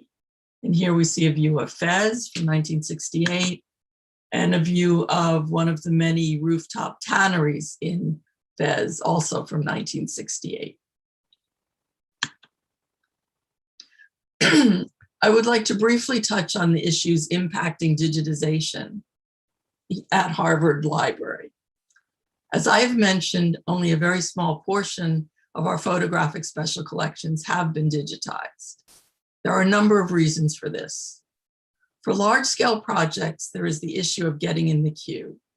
Imaging is centralized, and all of the Harvard libraries compete for time. But even more impactful is the issue of staff to both prepare a collection for digitization and then post-digitization to create metadata.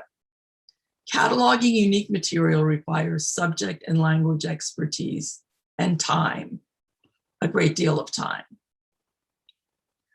I would like to briefly explain how to access Harvard's digitized material. All cataloged images are available in Hollis Images, our online catalog.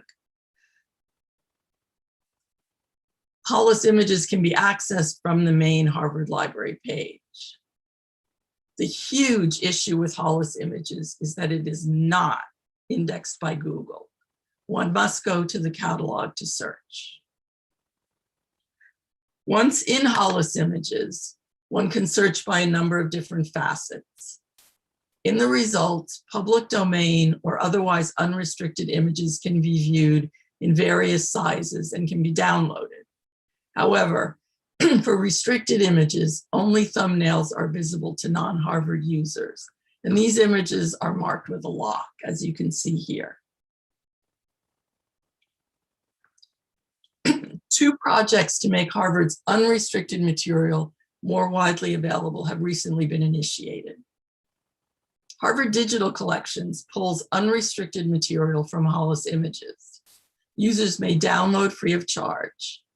It provides public access at the current time to more than 6 million objects and displays each view of an item separately. And one can create an account to save images. Excuse me.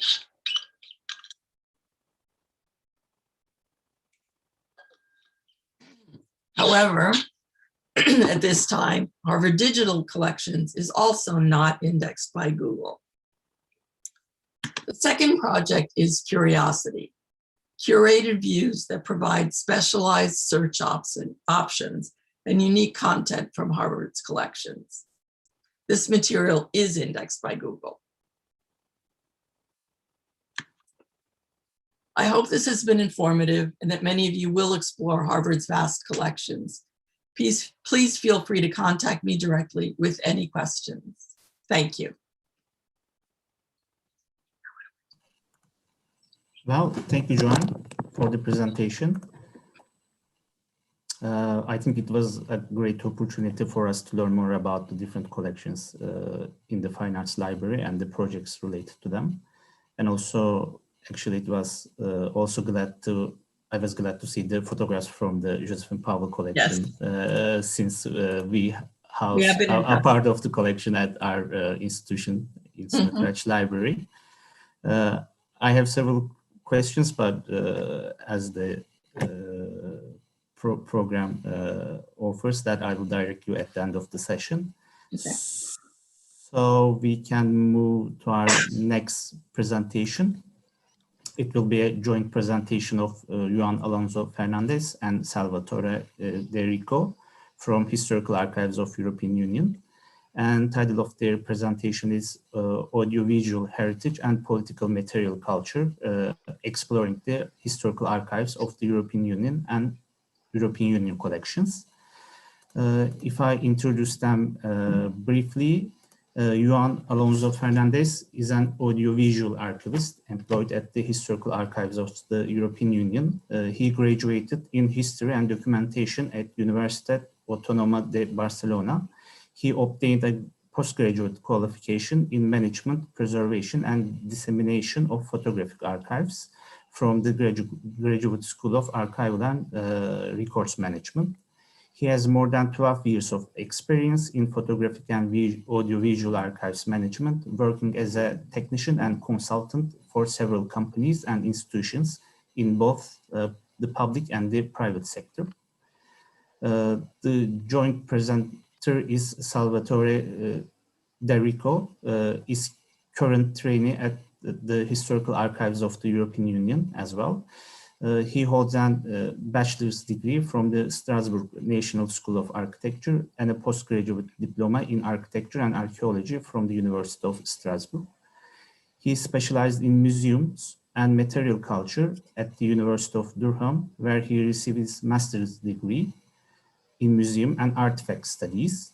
His curatorial and preventative conservation experience includes roles at the British School at Athens, National Trust for Scotland, National Library of Scotland, Castello di Rivoli Museum of Contemporary Art, and Durham University Oriental Museum.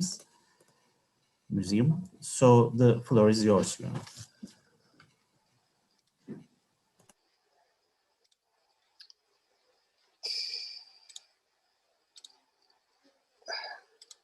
Okay, I think you can see my screen. Yes, we can. Okay, so first of all, thank you for your invitation to this interesting conference on the question of the International Archives Day. Please let me first say some words about my institution. The Historical Archives of the European Union were established in 1983. They were affiliated with the European University Institute, EUI, a European research institution created by the European Community's member states in 1975 and set up in Florence, Italy. The picture that you can see here is Villa Salviati, one of the campus of the EUI, and where you can find located the historical archives of the European Union. Our mission is to preserve and make accessible the archives deposited by EU institutions, to collect and preserve private papers of individuals, movements, and international organizations involved in European integration, to facilitate research on the history of the European Union, to promote public interest in European integration, and to enhance transparency in the functioning of EU institutions. For what regards our audiovisual collections, we manage a large collection of photographs above all from the 50s until now, that document conferences, meetings, cooperation projects, institutional visits, portraits, and scientific projects across Europe and around the world. We also have an important video and audio collection that document the activities of the institutions, either in the form of documentaries, interviews, films, commercials. We have more than 9 oral history programs with more than 9 interviews. And we also manage a collection of more than 2,000 posters. I started to work here in May 2016, and during this period we have implemented the necessary equipment to digitize various media formats. Here in the picture you can see our digitization station for photographs, which is based in an overhead camera, full frame, with macro lens, and a continuous lighting system. We are able to digitalize positives, negatives, slides. We also are able to digitalize video and audio, the most common formats, but we also work with external providers so we combine in-house digitalization with outsourcing. Why we digitalize? So we digitalize for 2 reasons. First, because we want to give access, since we understand that digitalization guarantees a more democratic and efficient access. But also we digitalize to preserve, because we work with audiovisual material and it's very sensitive, above all when we talk about magnetic supers, which average life is around 25, 30 years old. But also because with digital copies, we can solve most of our requests, and we can save the originals in our deposits that are well conditioned for long preservation. We also produce these guidelines on audiovisual archives management because we wanted to establish criteria to digitalize this material. So we have now profiles and proper procedures to digitalize different audiovisual material. But not only this, so we created these guidelines also to homogenize the selection of this material, the description of the file, the description of the item, how to deal with copyright, how to store this material, how to disseminate this material. So I think this is something interesting to share with you, in the sense that not so many libraries or archives have this kind of guidelines. The thing that was most problematic for us, it's copyright. So we decided to create this section about copyright because, as you may know, it's a very complex issue when we talk about audiovisual material, since it's a type of documentation that it's highly protected by law. Sometimes it's very difficult or even impossible to know the restriction of this material, because we are talking about historical archival collections, so sometimes there is no information. So we decided to create a procedure to clarify copyright in different situations. So here you can see the different points of our section. For example, we also have write statements that the archivist can add in the description, and this is very useful for the user because they can decide, they have all the information about the publication rights, for example, of this material. Then I would like to say something about context, because context, when we talk about archives, is the most important potentialities of the archives in comparison with other institutions.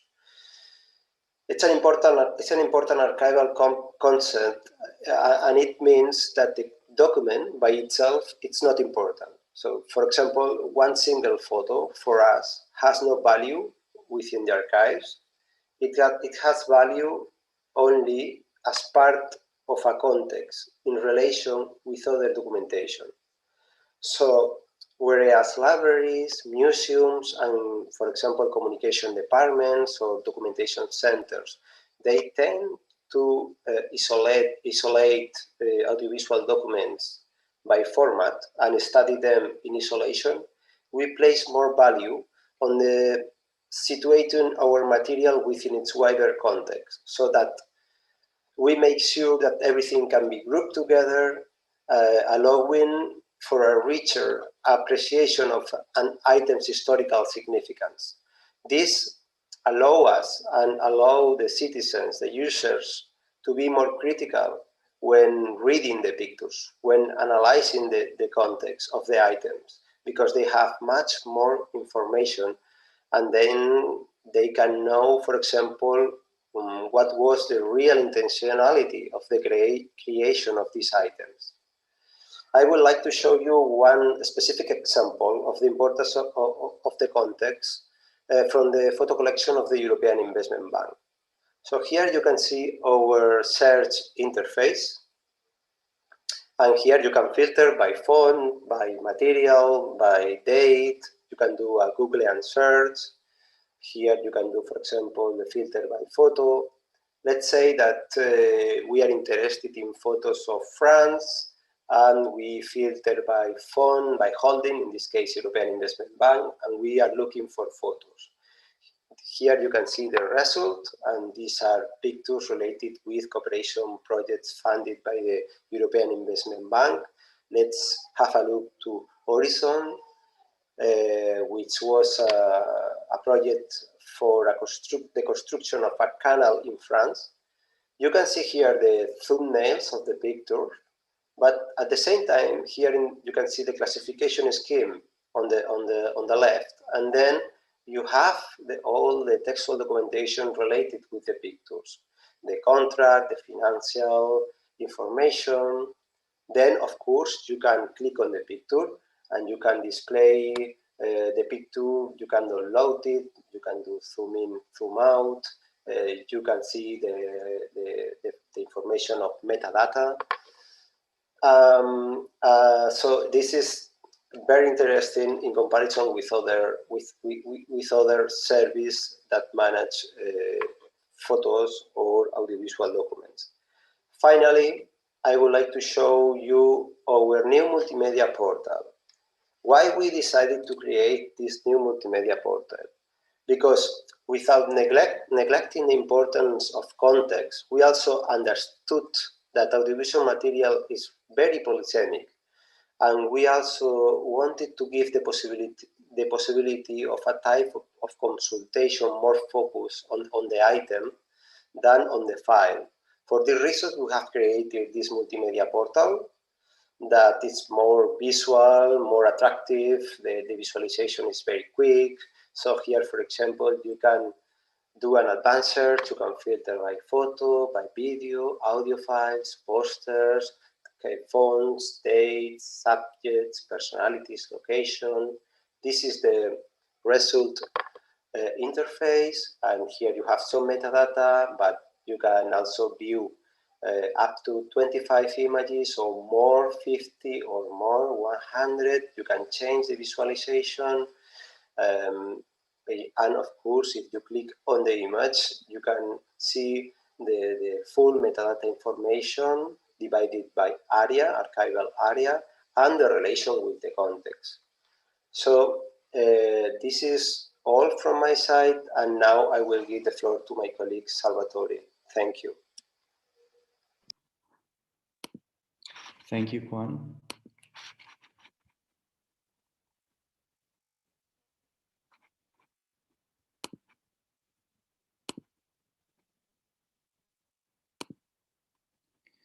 So, hi everyone. I'm going to introduce the artifacts collection that we have here at the Historical Archives of the European Union.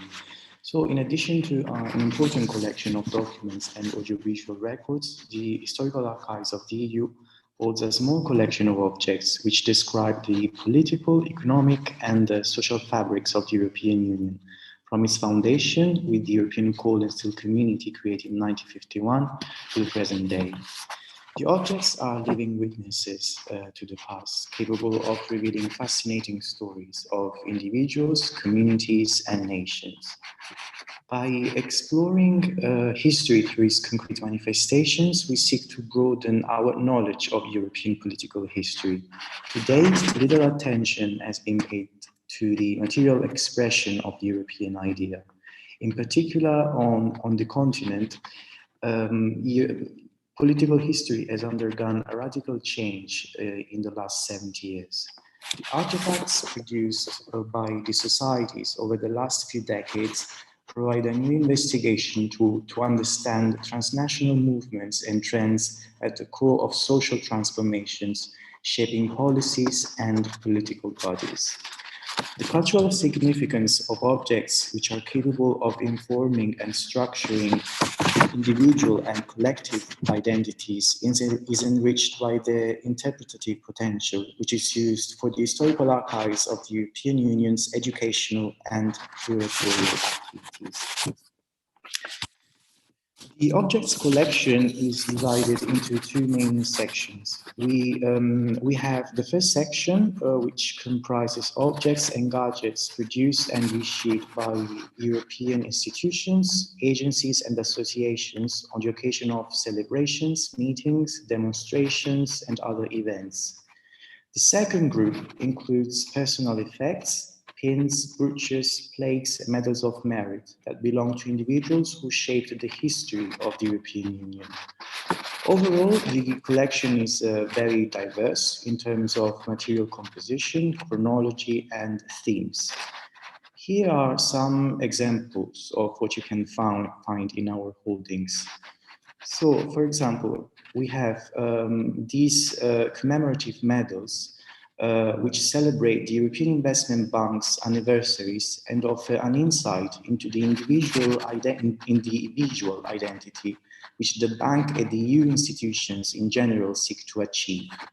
The EU cultural and visual identities are often drawn on the Greco-Roman and Christian background of the continent, with images inspired to Greek mythology and Roman history. This is a distinctive repeating feature used by political institutions not only in Europe, but in the Western world at large. Classical references are used to visually connect our contemporary nations with the antecedent of democracy in classical antiquity. This very narrative, however, may cause some issues when these ideologies radicalize and are interpreted to nurture questionable political agendas which do not reflect the real values of tolerance, respect for diversity, and democracy propelled by the founding fathers and mothers of the European Union. The EU is not only Greco-Roman or Christian or white. The continent has become indeed culturally rich thanks to the encounters of various civilizations over the centuries. European history is a history of migrations, and even the Greek myth shows that Europa came from Phoenicia, which corresponds to today's Lebanon in the Middle East. The second object is a printing prototype by Greek artist Vaatleri. She was a member of the European Society of Culture, an association who gathered artists, writers, and philosophers from all over Europe and beyond. The artist's works were featured in Comprendre, which is a magazine dedicated to politics and culture. The watchword of the organization was dialogue between people and nations. The term is also present in the society's monogram. In Greek, to dialektikon, here again you can see the choice of the Greek language as a reference to the classical civilization's values. Vassilios Katrakis was one of the greatest Greek engravers of the 20th century. During the Second World War, she participated in the National Liberation Front against the German occupation. In 1967, she was exiled by the colonialist regime to an abandoned island where she was mistreated and suffered from hunger, and thirst. As you can also see here from this image of a naked female figure raising her hands, Katraki's art is dramatic, full of autobiographical elements and strong images of protest, persecution, sacrifice, and death. This prototype is particularly interesting because we have, in this case, political history, the institutions, impacting, penetrating into the personal life of this artist. A strong experience is indeed materialized in this artifact, which has been used by our educators during the workshops organized for students and children. The third artifact is an hourglass, which was a gadget issued by the European Consumer Organization. The European Consumer Organization launched in 2012 a sustainability campaign to encourage European citizens to consume natural resources more consciously. A shower coach was offered to raise awareness of the amount of water and money people can save by reducing their time spent in the shower. Using such water-saving technique can save us money and divert less water from our rivers and lakes, keeping the environment healthy and wildlife safe, with again for both our wallet and the environment. However, this artifact, I find it particularly interesting because if on the one hand, it stresses the importance of saving water for economic purposes, on the other, it raises doubts in addressing the environmental protections issue due to its plastic composition. This object encapsulates indeed a contradiction, as the material it is made of invalidates the inherent message it is trying to convey. From a historical perspective, this artifact tells a lot about our times, as it provides material evidence of European society's difficulties in providing effective answers to the common challenge we are called to face. It records indeed a desire for change, which ends up by failing to be implemented. Within 50 years, objects like this will no longer be manufactured, should the EU institutions abide by their commitment to a plastic-free society. These artifacts will probably arouse curiosity and interest among future scholars studying sociology and European history. That is why it's very important to collect and preserve EU material culture today. So as we have seen in the same way as archival documents and audiovisual records, artifacts bear information needing to be preserved and shared to educate and shed light on the history of the many EU actors. This is the reason why this collection has been valorized and increasingly promoted through our online exhibitions and educational activities. To increase accessibility, the collection was at the center of a major digitization project aiming to make the material available to EU citizens and the academic community. A catalog was compiled, complying with the Spectrum 5 standards. This is one of the most referenced manuals in the museum sector. Recording material composition was also another stage of our inventory and catalog. This stage is very important as material composition will inform about the preventive conservation measures to be considered. For example, metals require a rather dry, low-temperature environment to avoid corrosion.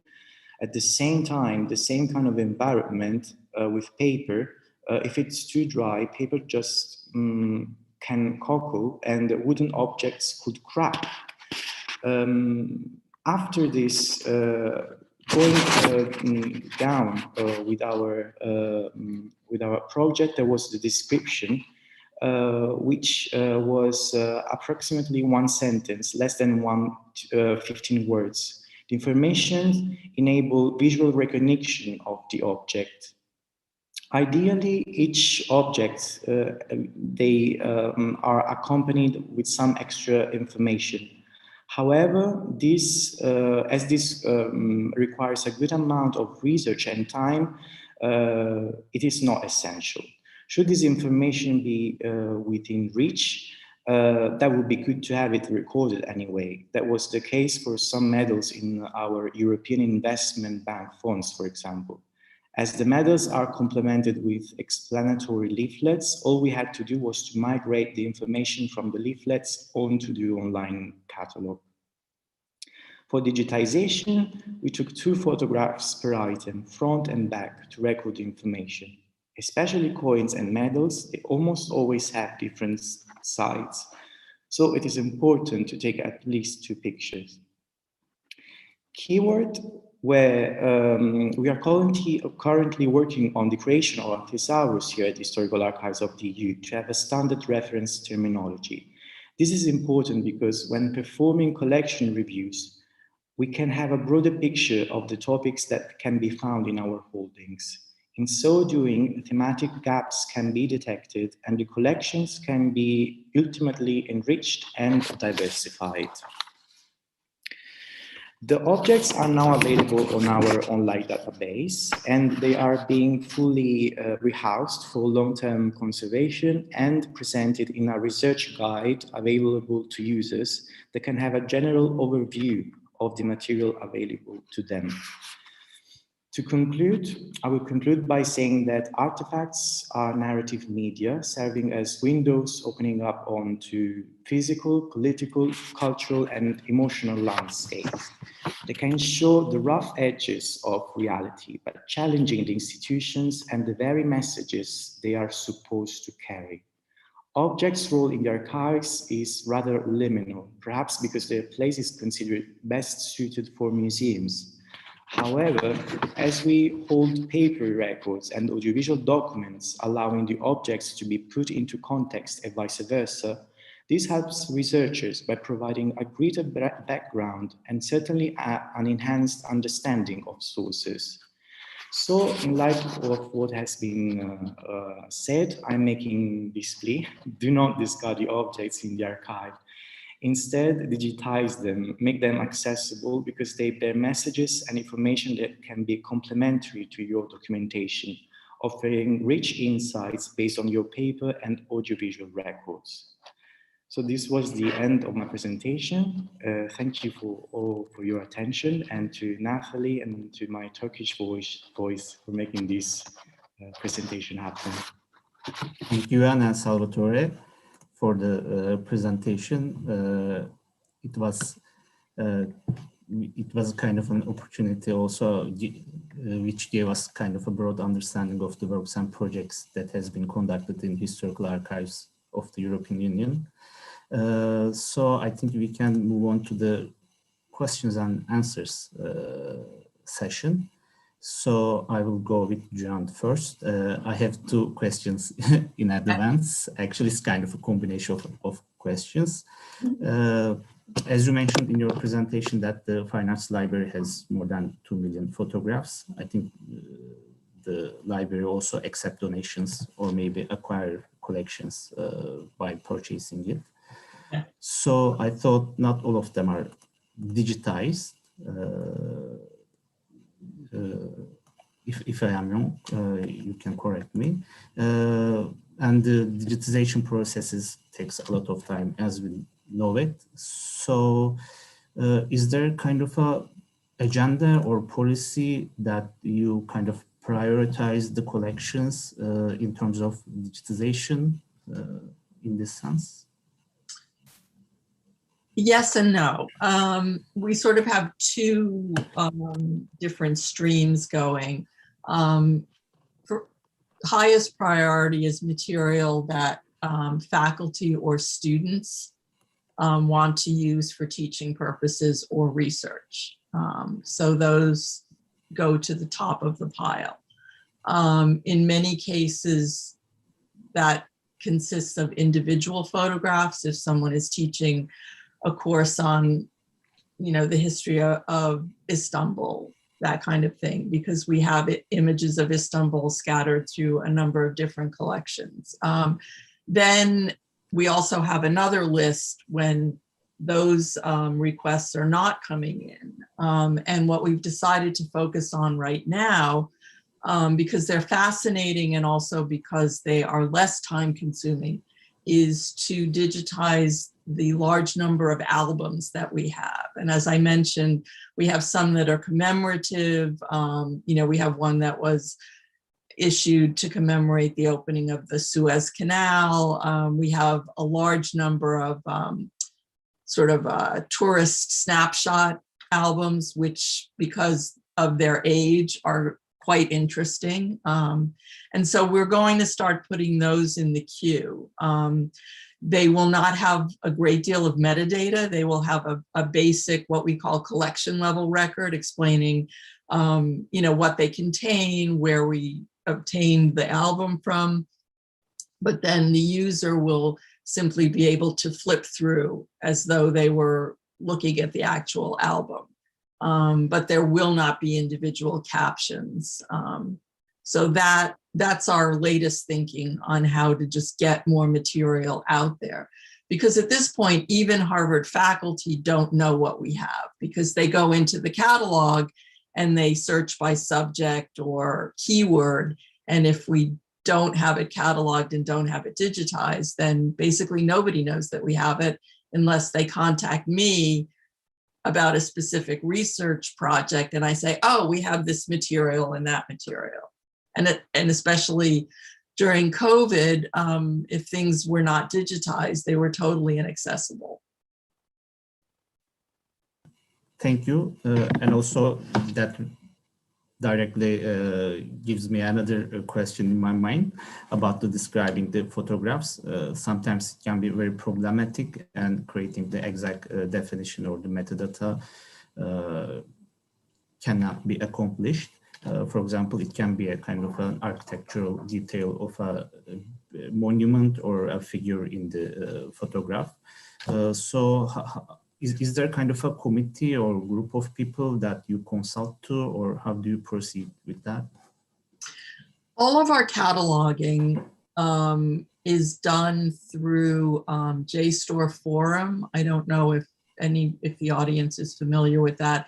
We initially had something that was developed in-house, and then it was decided that it was too expensive to maintain it. And so we started, because we do put some of our material into ArtStore. And so JSTOR Forum is the cataloging backend for ArtStore. And anything that we catalog goes into, then goes into Hollis Images. So there are specific fields. The issue with historical photographs is, as you say, the description is a bit more nuanced than if a faculty member wants images of, I don't know, Picasso paintings that you can shoot from a book and put up, and you have the caption there, and that's really all you need. So subject expertise, and it really does land on the cataloger, and in that case, that would be me. We used to have a fantastic photograph cataloger, and he was kind of a journeyman, and he worked for the various special collections repositories at Harvard, but he retired, and unfortunately he was not replaced. So it is problematic, because you want to get as much information out there as possible, but you also can't realistically spend 3 days cataloging one photograph. So it's a bit of a juggling act. But we always welcome comments. I mean, if you find something and it doesn't look correct, or you think that something should be added, please feel free to get in touch. Well, thank you. I have 2 more questions. One is from the panel attendees, participants. Is the collection at Harvard Fine Arts Library basically printed? Do you kind of have a glass negatives or dias, etc., if they are not digitized? We basically have every photographic format other than daguerreotypes. So we have thousands of glass negatives. Most of them, I would say, have existing prints that are in various collections. But we have film negatives, we have glass negatives. We don't have nitrate negatives anymore. Those were all converted to film.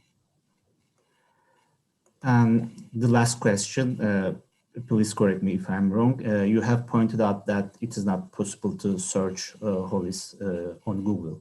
So how much does it affect the use of the material on this database, or do you have any strategies to make it more accessible?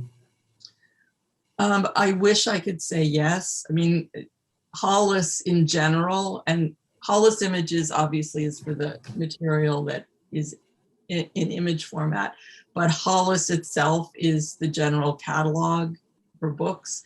And the fact that it's not indexed by Google, I can't even begin to explain to you why it isn't. I know that for the Harvard Digital Collections, which I mentioned, which is a fairly new initiative, I pointed it out to the lead person and she was rather surprised that it was not indexed. So they are working on that. And as I said, Harvard Digital Collections is publicly available material. So it's there for anybody to download, use however they want, which is wonderful at this point.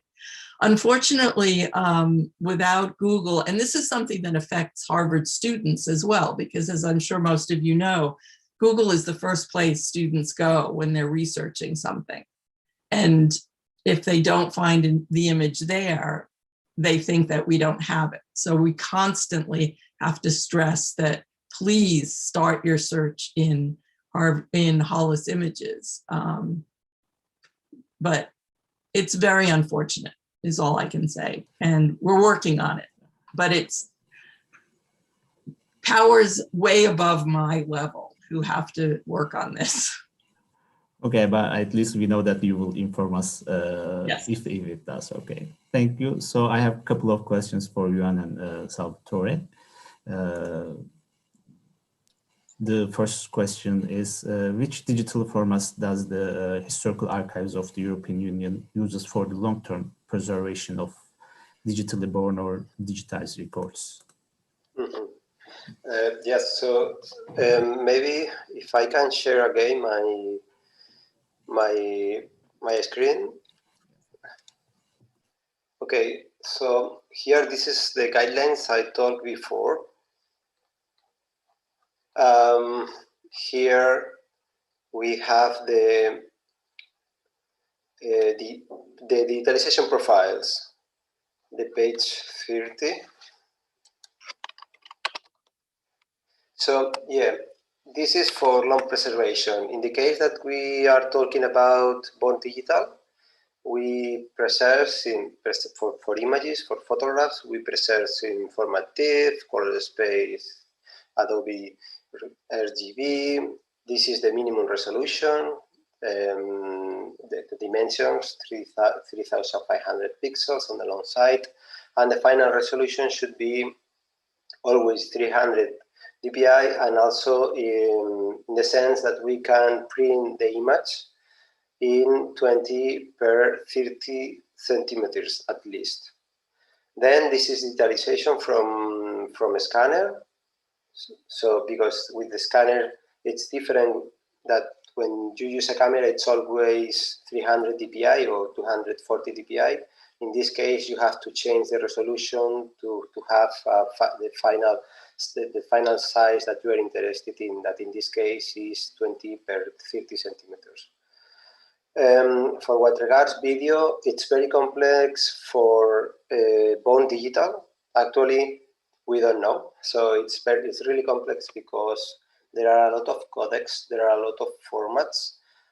There are some initiatives from Switzerland, Reto Kromer, that they are writing guidelines to deal with born digital video, but it's complex because it's really heavy, and sometimes we don't know if it's worthy to preserve the files without any kind of compression. So we have to be more practical. Indeed, when we digitalize video, you can control more the digitalization. These are our profiles. Also, we are always saying that this is the minimum recommendable and depends on the use and the storage capacity. Because these guidelines, it's something that we want to share as well with the European Union agencies. So we have to be very practical. We cannot say digitalize without any kind of compression, because sometimes they don't have the equipment to preserve this material. As you may know, without resolution, 1 minute of video can be more than 1 gigabyte.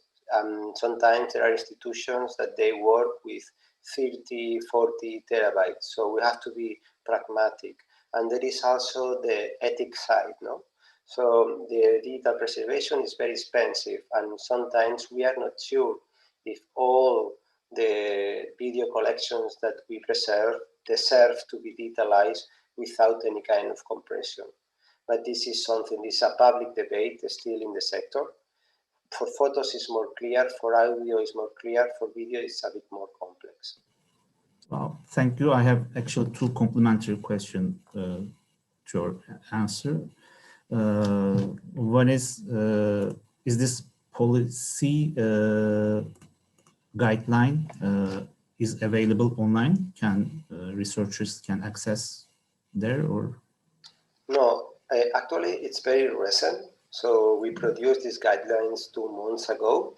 The main goal is to teach our archivists how to deal with audiovisual material, and also we are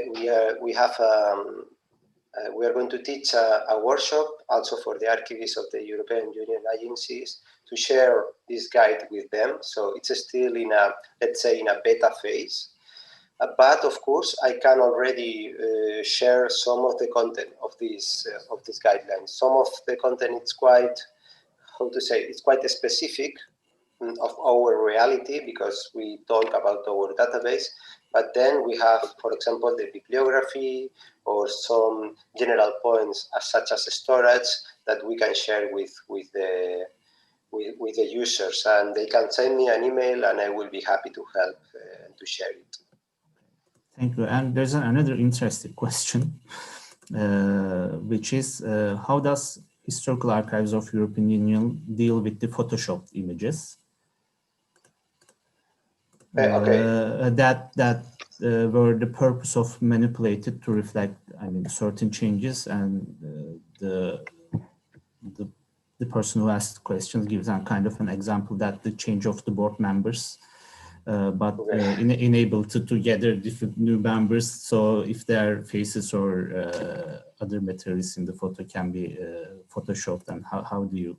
I mean, so in terms of Photoshop format, we are not interested in because it's a proprietary, it's a private format. So we always convert the image from PSD to TIFF, which is our master file. In terms of manipulation of the image, I think it's quite interesting to have an image that was manipulated, because for sure there was a reason, there was an intentionality. As Stalin, for example, as Stalin did with several times with Trotsky and other treats for him. So the important thing is to inform about this manipulation. So this is something that we can do in the field of notes, for example. And one more question about the guideline, that what you made to decide on creating a guideline, and also you stressed out that the copyright was a kind of an issue, which is also, I think it's an issue in all around the world in archives. So that you specifically explained in the guideline, but did you receive a lot of questions about the subjects on the guideline regarding to the copyrights, or how do you manage to create that part? So we analyzed our collection, and we noticed that there were different situations of copyright. In some cases, we have, for example, audiovisual material, photographs produced by the European Union institutions. In this case, we are sure that the copyright is okay. So we have the copyright, so we can publish these images, and we can also give the right to publish them outside. In other cases, it's more complicated because these images, for example, come from private funds, such as a personality who collected pictures along his life. So we have to check picture by picture, the stamp of the picture, and see if there is an author or not. In other cases, we have unknown authorship. So we don't know the author, so we cannot give so many information. Then we have the thing in some countries, there is this legal thing that is a photograph is only considered, it's protected if you consider that it was done with an artistic purpose. So we have also other legal figure that it's similar to the American hire, made to hire, something like that. So it's when we talk about protocol pictures, the protection is less. So we have to consider different aspects: countries, kind of picture, creator, if the institution pay for these pictures. It's really complex, it's really complex. So we wanted to establish some criteria and, let's say, some risk level, because we don't want to have pictures that to preserve pictures that we cannot use it. So there are different levels. So there is the possibility that you can consult the pictures in-house, in our premise, in our reading room. Then there is the possibility to consult access to the picture online. This is another possibility. Then there is the possibility to have access to this picture online but only in our reading room. So we wanted to establish some criteria, because if not, it's very difficult. And we are doing that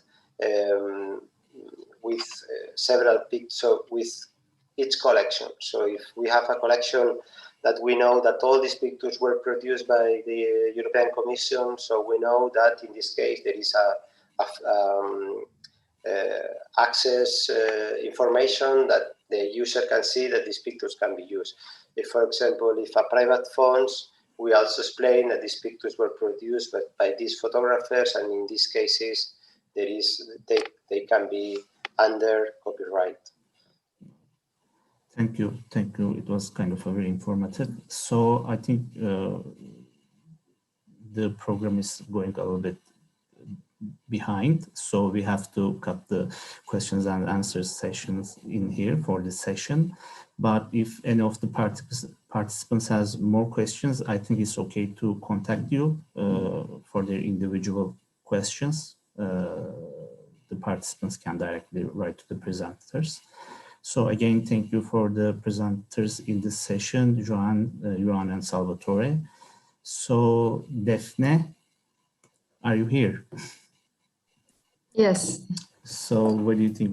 Do we give a kind of 2 minutes break, or we can just continue? Maybe we can give 5-minute breaks, okay, especially for our translator, Çağda, who is helping us right now. So we will see everyone in 5 minutes, and then we will continue with our third and final session.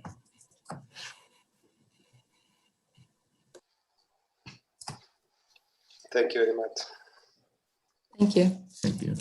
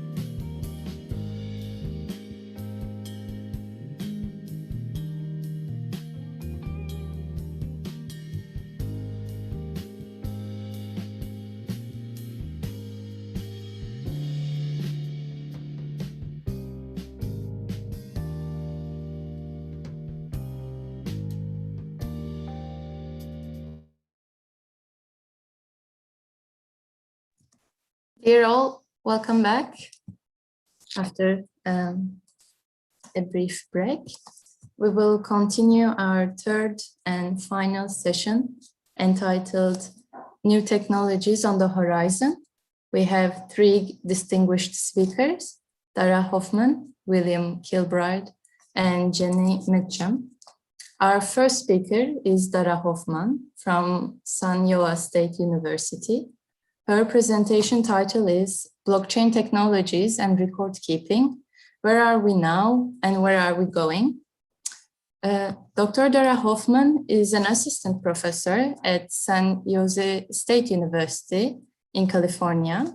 She received her PhD in Library, Archival, and Information Science from the University of British Columbia in 2020. She completed her MS/LS from the University of Kentucky and her GD and BA from Arizona State University. Her research examines the intersection of archives, technology, and law.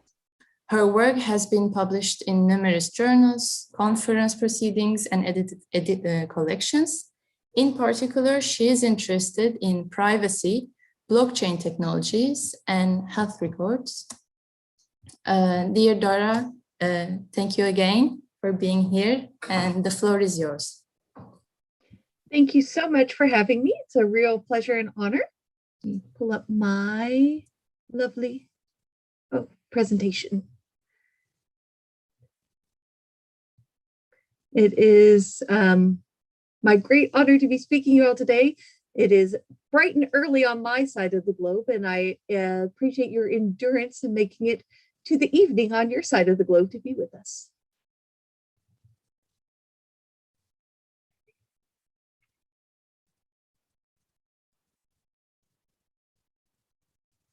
And I appreciate your patience as I get this open. There we go. So, blockchain, where are we now? Where are we going? I'm going to start by explaining briefly what blockchain is for those who might be new to it. But I always like to start by reminding us of what we value and why this matters at all. And the simple truth is, when it comes to records, we are but one comma away from losing a legal dispute. And we're one record away from losing all of our legal rights. And we're a database or two away from losing the cure to cancer or some other hideous disease. So there's a real need to make sure that our digital records are accessible and trustworthy for as long as we need them to be, and a real challenge in getting to the place where they are. Dara, can I make a little comment? Can you please make it full screen? Yes, I sure can. Thank you very much. You're welcome. Thank you. There we go. So, blockchain has been proposed as one potential solution to the challenges of digital preservation and ensuring that we have trustworthy digital records.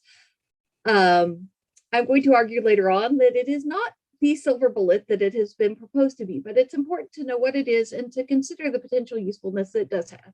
So a blockchain is a distributed, disintermediated ledger that supports quote unquote immutable records. Immutable is the definitional term. I take issue with it, which I will discuss in a little bit, but you have a couple of definitions here. One from that archival perspective from Inter Pares Trust, and the one at the bottom is from the International Standards Organization. So distributed. The idea of distributed communications and distributed computing is much, much older than blockchain. This picture is from 1964. It's actually about designing communication systems that are resilient in the face of a nuclear attack. And so as you can see with the centralized model, you have 1 point of failure. With a decentralized model, you have about 7 points of failure. With a distributed model where all the nodes are communicating peer-to-peer with all the other nodes, it becomes very challenging to take the whole system down. Distributed systems like blockchain have a lot of redundancy built in. And so the idea there is that by having this peer-to-peer network, we can ensure that, for example, if we're dealing with a authoritarian regime, that the signal can't be taken down. if we're trying to make sure that our records are safe in the face of natural disaster, they can't be taken down. So that's the idea behind the distributed piece of the blockchain. Disintermediation. This is one of the big selling points behind the blockchain, and it's the idea where the idea of blockchain as a trustless technology comes from.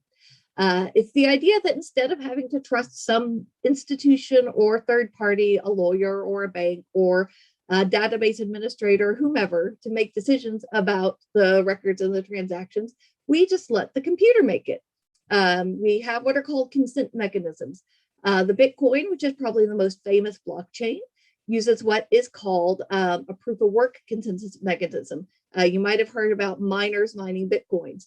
What they're doing is competing to be the first person to solve a mathematical puzzle. In exchange for solving the puzzle, they get a little tiny amount of Bitcoin as payment, which nowadays is still a large amount of actual money. And then they get to verify the transaction that the person buying whatever has the Bitcoins in their account that they promised to the person selling whatever for that purchase. Whether or not this really qualifies as true disintermediation is another question, because arguably it's disintermediation by people and institutions, but it's still mediation by consensus mechanism, which means that the rules of the system are that much more important, and the ability to win shifts to those who can understand the rules, those who are programming literate. You've seen attacks based on this very principle, such as the DAO attack on the Ethereum network, where a little bit of code let someone steal millions of dollars. And so what's all this about? Why do we want things to be disintermediated? There is as you all I'm sure know, a lot of concern about how do we make archives more equitable and more inclusive? How do we deal with the fact that archives are largely built in, for example, in my countries, Canada and the United States, in these colonial settler structures where they existed for a long time to support the power structures that are. And so the idea of the neutral archivist, the objective archivist, is very much one that is in dispute in the archival literature in Canada and the United States. And so for a lot of people, the argument is, okay, well, machines aren't biased, machines aren't racist, they'll just let the algorithms make the decisions, and then we have a nice neutral third party, right? I mean, that means that everything is nice and solved, right? No, not so much. As we've seen recently, algorithms, garbage in, garbage out. You feed a machine learning algorithm a bunch of racist data, you're going to get a racist machine learning algorithm. And for blockchains as well, if you don't build the disintermediation correctly, if you don't put the right kinds of rules in place, you're not going to get anything to really ensure that the records are any better than those managed by a human, and quite possibly that what you're getting is actually worse than what you could get from an expert human being. So ledger, this is one of the really interesting things about a blockchain, because of course, we as archivists are very familiar with ledgers. But an important aspect of a ledger is that there is a relationship amongst the transactions. For those blockchains like Bitcoin and Ethereum, the relationship between the transactions is the underlying use of a cryptocurrency. Do we want to financialize all of our record keeping by tying every record to a cryptocurrency? No, I don't think we do. But that means that as we go forward and build these new types of blockchains that aren't cryptocurrency based, we have to really think, okay, what is the relationship between these transactions that makes this into an actual ledger? And finally, immutability. Like I said, I have issues with the term immutability because while blockchains use cryptography, basically what happens when you have a blockchain is that it takes a digital fingerprint of a record or whatever you're putting onto the blockchain, and that fingerprint is a hash. It basically has an algorithm that looks, and based on every single bit in that record, it will say, okay, this is your fingerprint. You change one bit, you get a new fingerprint. And then each transaction gets a fingerprint, and you get 10 of them in the Bitcoin blockchain. And they all get added together to make basically a handprint, a new transactional hash of all 10 of those hashes. That hash, that handprint, becomes the very first fingerprint, the very first hash in the next block. So that makes it very, very difficult to go back and to change anything, because if I change something in block 1, the first hash in block 2 is no longer any good, and the whole chain breaks down. But very, very difficult is not the same thing as impossible. And so the idea that blockchain records are immutable, I think, is an exaggeration. I would say they are highly tamper resistant, but every kind of blockchain out there, just like every other system, has its vulnerabilities. The proof of work blockchains take, I think right now it's about as much electricity as the country of Austria. They're vulnerable to things like 51% attacks, proof of stake ones. Every kind of blockchain has its weaknesses. So the idea that they are immutable, I think, is an overstatement. Highly tamper resistant, yes, and that is absolutely a good thing from the perspective of an archives or any other records manager, because it means that it's easier to preserve the integrity of those records. That said, immutable records are a real problem when it comes to the fact that you don't want every record out there to have a retention period of forever. And it also makes it really challenging to correct or redact records that have errors or need to go out in a redacted form. So we've got, I think, really 3 main categories of issues with blockchains moving forward from a record keeping and archives perspective: trustworthiness, custody and control, and retention and disposition. So trust. We all know that everyone on the internet is very trustworthy, right? So you guys know, of course, as archivists, that we look at a lot of things and they're all very much about context when it comes to the trustworthiness of records. Blockchains aren't great about context, I'm going to be honest with you. So when it comes to accuracy and reliability, with those being conditions of the creation of the record, you can put a forgery on a blockchain all day long. It isn't going to do a single thing to make that record any more accurate or any more reliable. In fact, it's harder to have accurate records on the blockchain because, like I said earlier, you can't correct errors in them. In terms of authenticity, a blockchain is very good for preserving the integrity of the record. However, when it comes to the identity, the blockchains as they're built right now don't really instantiate the archival bond. It can be done with the attachment of metadata and that sort of thing, but it's not a native feature of the blockchain. So the idea that blockchain records are per se any more trustworthy than any other kind of digital record, I think is really problematic. And that's something that if we're going to implement blockchain solutions on any sort of large scale, we're going to have to deal with.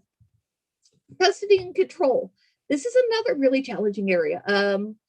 Because the blockchain is distributed, and with the exception of certain really private permission blockchains, doesn't really respect jurisdictional boundaries, even more so than your average database. Nailing down the physical custody of the records is a challenge. You can't necessarily say, okay, we'll go check the servers, because blockchains are hosted on computers all over the world. Legal custody. GDPR and blockchain do not necessarily play very well together because it's really hard to enforce things like the right to erasure. And just establishing, who is a data processor, who is a data controller for purposes of these global blockchains that by design are disintermediated and don't belong to or are controlled by anyone. And then, of course, this question of blockchains are super post-custodial, I would argue. But how do you establish, if we're going to say these are an archival solution, how are we going to establish physical and intellectual control over all of the records that are in the blockchain? And then we've got retention and disposition. I mean, disposal for digital objects is both really hard and really easy at the same time. We all know both how fragile and ephemeral they are, and the fact that they can also be reconstructed and, pop up from lots of unexpected places, both digital forensics and, other folks' servers. There's nothing to stop other people from downloading that blockchain and running it. How are we going to deal with a default retention period of forever? In terms of the blockchain, especially when it comes to things like personally identifiable information and personal data, the solution for most things has been keep all of that off the chain and just use the chain to verify the integrity of the records. Now you're adding a lot more expense and a lot more time to the use of the blockchain, or to the records, as it were, and just for integrity's sake. It might be worth it in certain cases. But when you think about all the things that the blockchain can't necessarily protect, like the archival bond, it becomes really problematic. And I don't think we really have any good solutions yet for that. For the default retention period, we are starting to have editable blockchains. We're starting to do things like crypto scraping and other solutions, but this is all very nascent. And then in common law jurisdictions, we have this idea of defensible disposition, which is that you need your retention schedule. You need to be able to prove that you dispose of records in the normal course of business, or if it comes up in a legal proceeding, there's a very good chance the courts will presume you destroyed it because it would show bad things against you. And therefore, the court's just going to assume those bad things. So where do we go from here? The truth is, there's this very much this kind of idea that, all technology sufficiently developed is indistinguishable from magic. But, we, I guess, are the magician's assistants behind the stage. We as archivists have to be in there making sure that this time technologists get it right, that this technology is developed with these questions of custody, control, trustworthiness, retention, and disposition, all of it baked in as we move forward. Our digital infrastructure, I'm sure you guys saw that so many websites went down because of a cloud service provider yesterday. There's so much fragility built in. Blockchain is theoretically going to bring in new levels of resilience to that fragility, but it's only going to do it right if we're at the table. Thank you all so much. I really appreciate your time and attention today. Theodora, thank you very much for your very informative presentation. I believe blockchain technology in archives will be a subject that will be even further discussed. We are already starting to discuss it, but it will significantly increase. So thank you very much. Thank you. Dear listeners, our second talk of this session will be given by William Kilbride and Jenny Mitchum. Their presentation title is Digital Preservation, Sharing Problems and Sharing Solutions. First, William Kilbride is Executive Director of the Digital Preservation Coalition, also known as DPC, a global non-profit membership organization providing community engagement, advocacy, good practice, standards in digital preservation. Kilbride started his career as in archaeology. He worked in the archaeology department at Glasgow University while completing his PhD. He then moved to the Archaeology Data Service at the University of York, where he became assistant director. He also worked as a research manager responsible for the human history curatorial group at Glasgow Museums. He joined the DPC in 2009, and in 2020, he was jointly named Information Manager of the Year by the Chartered Institute of Library Information Professionals. Thank you for being here. And dear Jenny Mitchum, she has been working in the field of digital preservation for 18 years. She also has an early career as an archaeologist. Her data preservation work began at the Archaeology Data Service. Then she worked at the Borthwick Institute of Archives at the University of York. She led the GIS-funded project entitled Filling the Digital Preservation Gap, in which she was a finalist in the 2016 Digital Preservation Awards. She currently holds the position of Head of Good Practice and Standards at the DPC, and she has been working closely with the UK Nuclear Decommissioning Authority over the last 2 years on a digital preservation project. So thank you very much for being here, and the floor is yours. Well, thank you very much for the introduction and for the very warm welcome and for the great presentations up till now. I've been in meetings with ICA, who are also running a set of events around International Archives Week, International Archives Day. But Jen's been keeping me very well appraised of all the great presentations and discussions up till now. So I'm very much very grateful to you for the invitation to join today. So my job here, the challenge given by way of introduction, was to talk about collaboration. And collaboration is one of the core themes, as you'll know probably, around International Archives Day. So I thought that Jenny and I might spend some time just thinking out loud and sharing our experience of collaboration as a benefit, as a strength, and indeed as a prerequisite of digital preservation work. And to achieve that, I've got 3 themes to explore. I'm going to just briefly introduce the digital preservation problem. You'll know this problem already, but I think if I try to put a particular introduction, it will make sense of the answers that will follow. And then I'm going to talk about collaboration, and I'm going to say that digital preservation is ready-made for collaboration. And I'm going to give 3 ways of thinking around that. And then finally, I'm going to talk about digital preservation as a community, and to give you a very warm welcome and encouragement to participate in that community. And Jenny's going to keep me right. So at various points, she'll maybe jump in, or she'll intervene, or I'll just pose a question back to Jenny to make sure that I've not missed anything important. So that's my ambition, and I've got 20 minutes. So I shall get myself underway. You can see my screen. Yes, everyone okay? See my big screen? It's the right screen you're looking at. It's not. I'm not inadvertently sharing my email or anything. Too exciting. Okay, so let's start at the beginning. What's the problem? Digital preservation in simple terms, right? So I'm going to start with a definition. I think definitions are helpful, and I want to pull some words out of the definition. Digital preservation, I'm going to refer to as the series of managed activities necessary to ensure continued access to digital materials for as long as necessary. And that's from the Digital Preservation Handbook, which we publish at the DPC.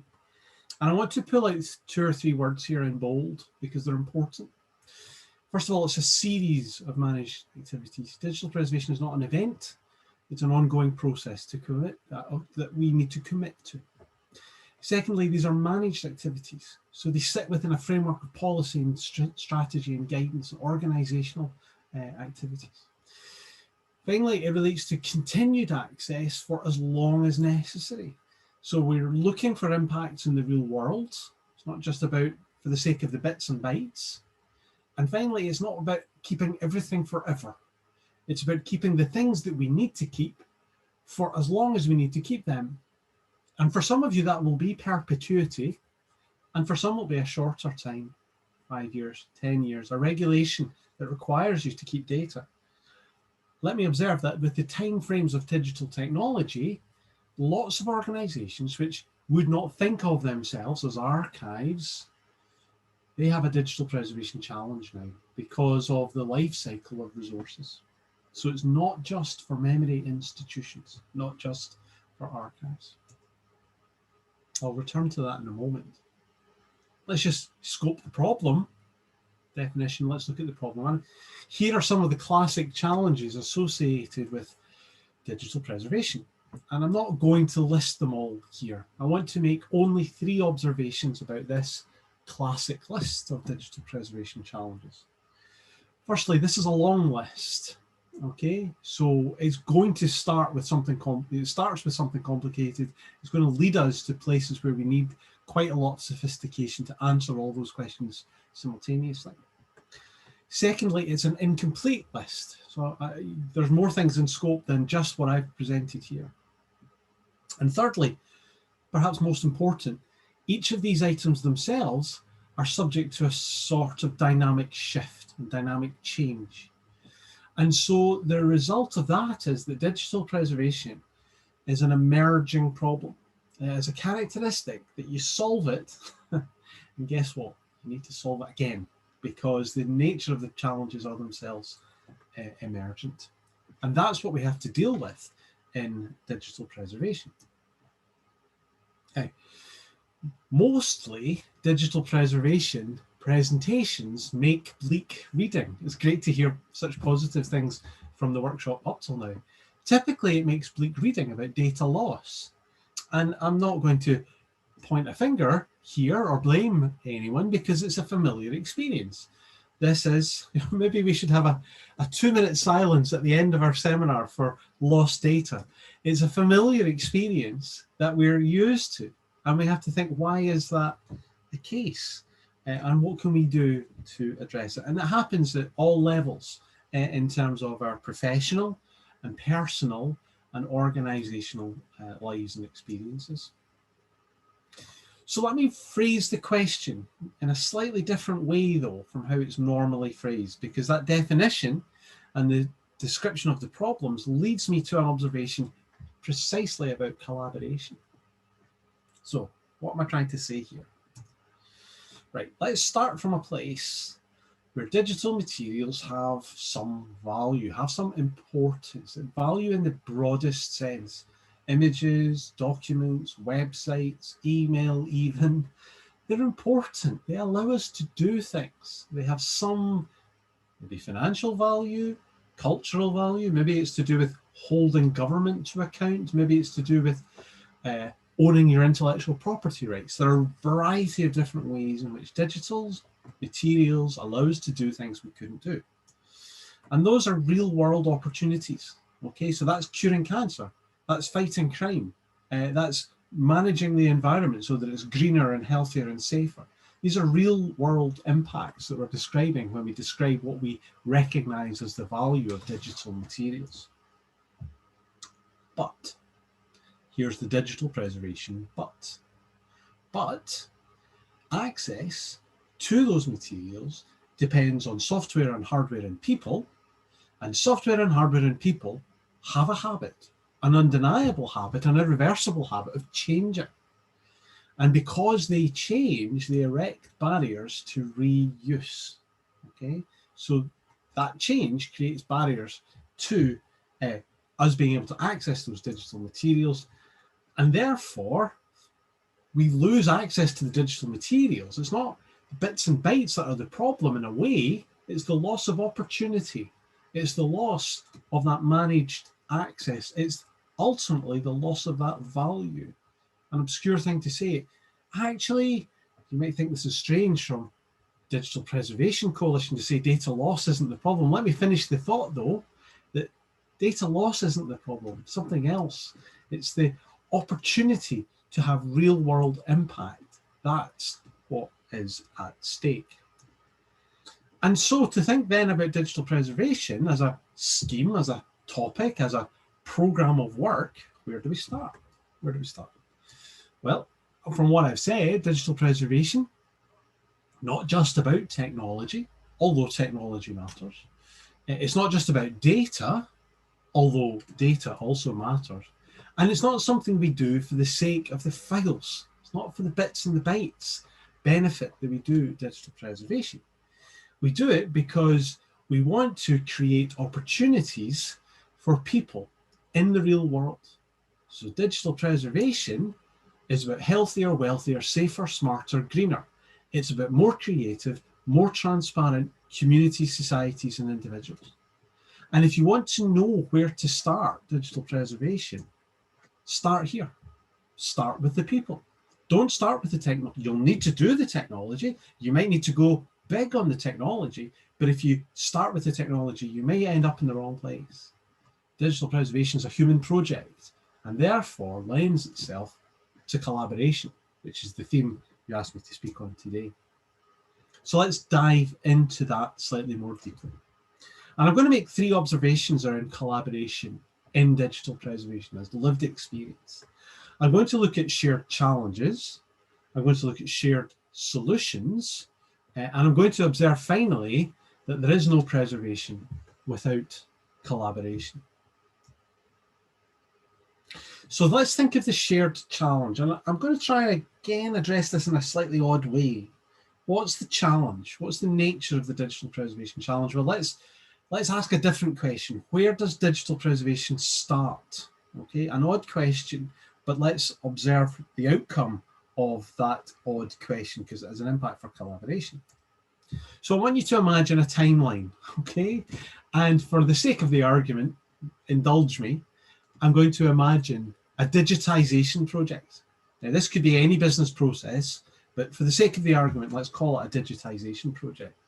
And the digital object will have a life cycle through that digitization process with a set of landmarks, milestones in the digital object life cycle. For digitization, it's going to be something like this.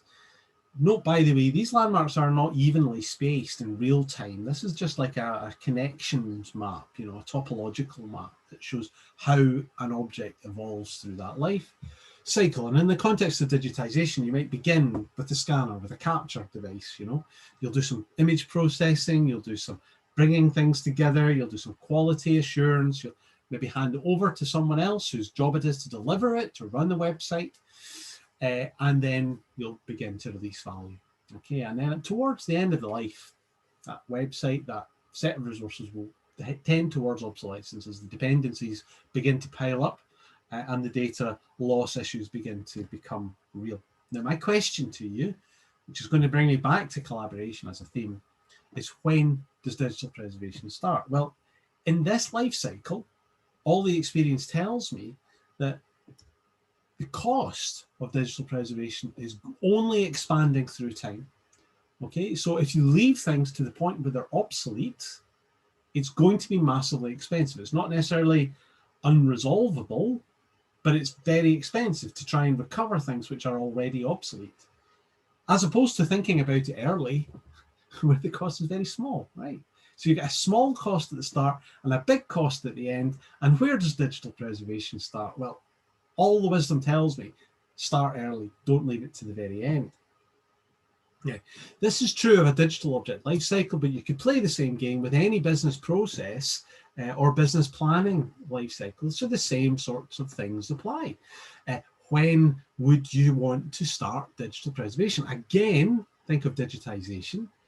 Again, it could be any kind of corporate environment though. And in a digitization project, when is it best to start thinking about the long term? It's best to start thinking about the long term early, not late. Early, not late.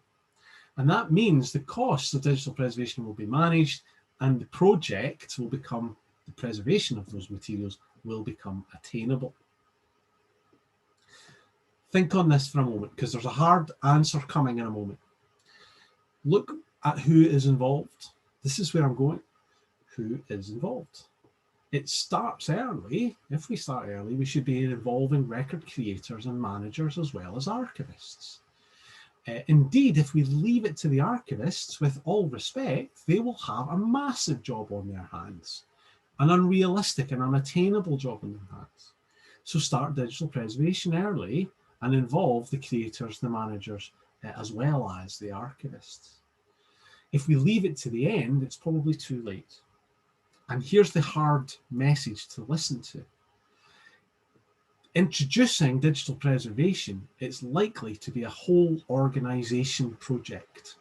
It's going to involve the people who create materials. It's going to involve the people who procure the systems upon which records are created.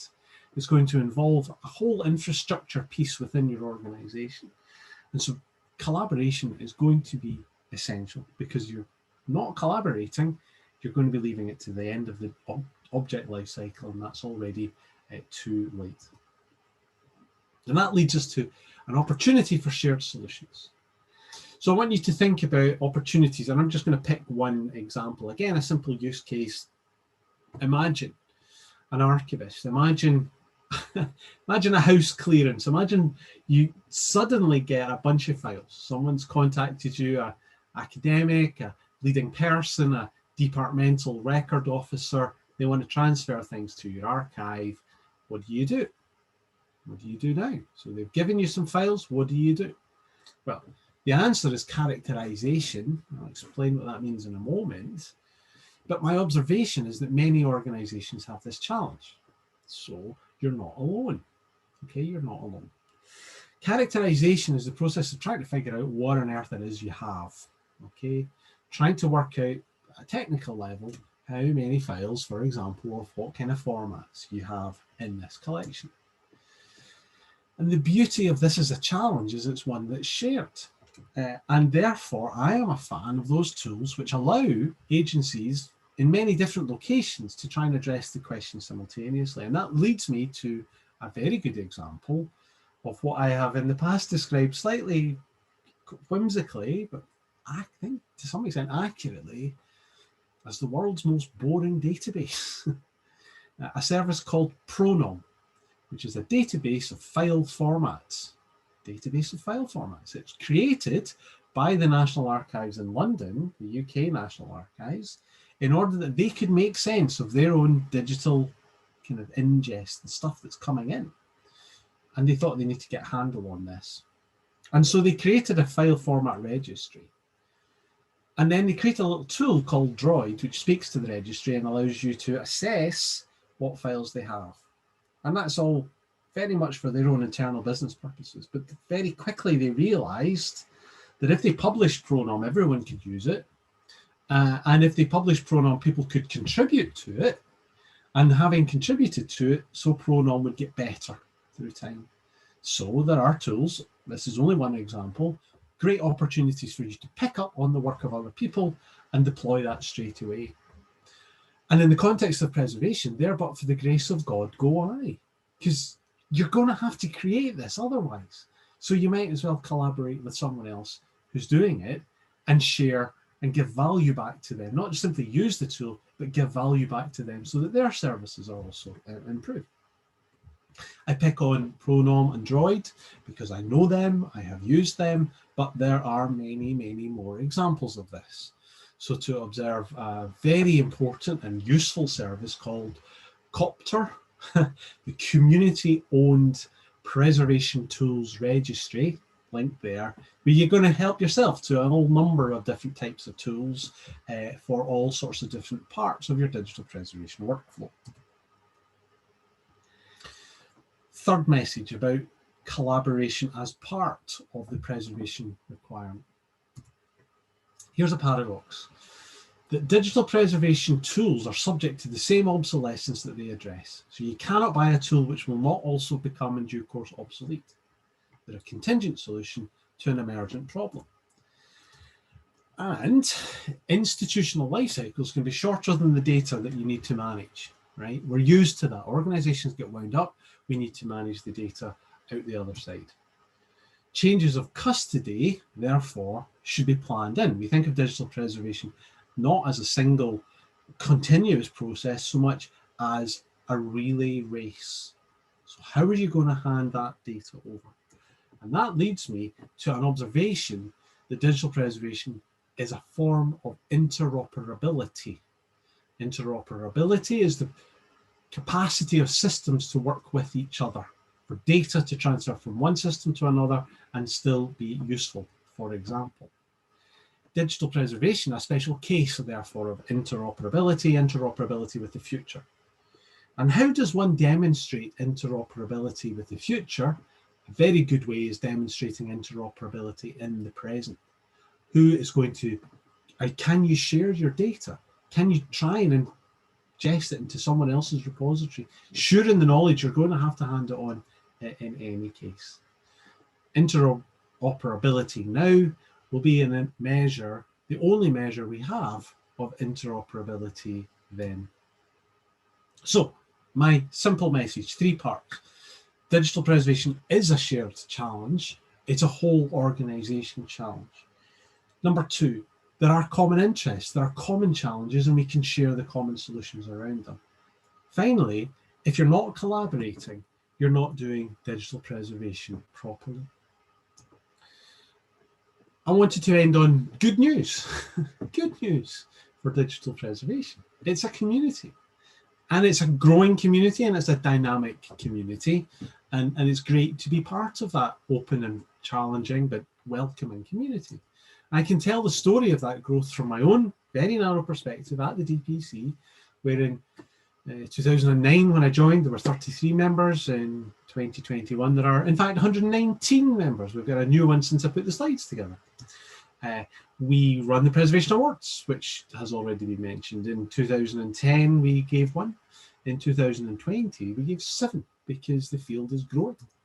We had 2 staff, we now have 10.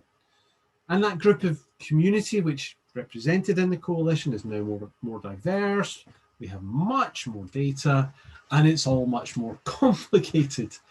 There are more and more complex use cases. They are different and overlapping forms of regulation, and that all leads to more and more complicated requirements, which potentially makes it more demanding. How do we respond to change like that? Well, we do it together. That's the simple message. So I've talked about collaboration. I work for the Digital Preservation Coalition, which is a network to encourage collaboration. We're an increasingly global network. This Festival of Logos is really just to remind me to thank the sponsors, but also to say, it's diverse. There's not a single structure here, and we are owned and run by our members. Your logo here, advert over. We do 6 things: advocacy, workforce development, community.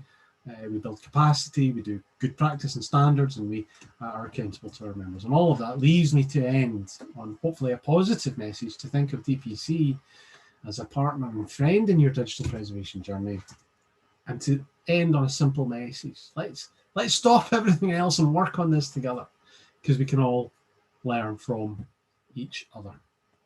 Thank you very much.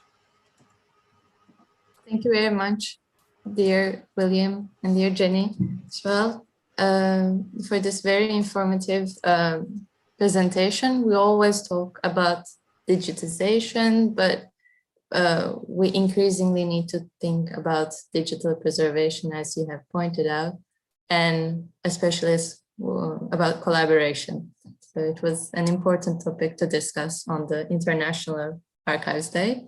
Thank you very much. Thank you, all our speakers in this session, and I would like to pass to the questions. Dear Dara, we have one question for you. Is about blockchain, blockchain technology with institutions and individual archiving. So the question is as such: what kind of opportunities or potential does blockchain in archiving offer for individual archiving?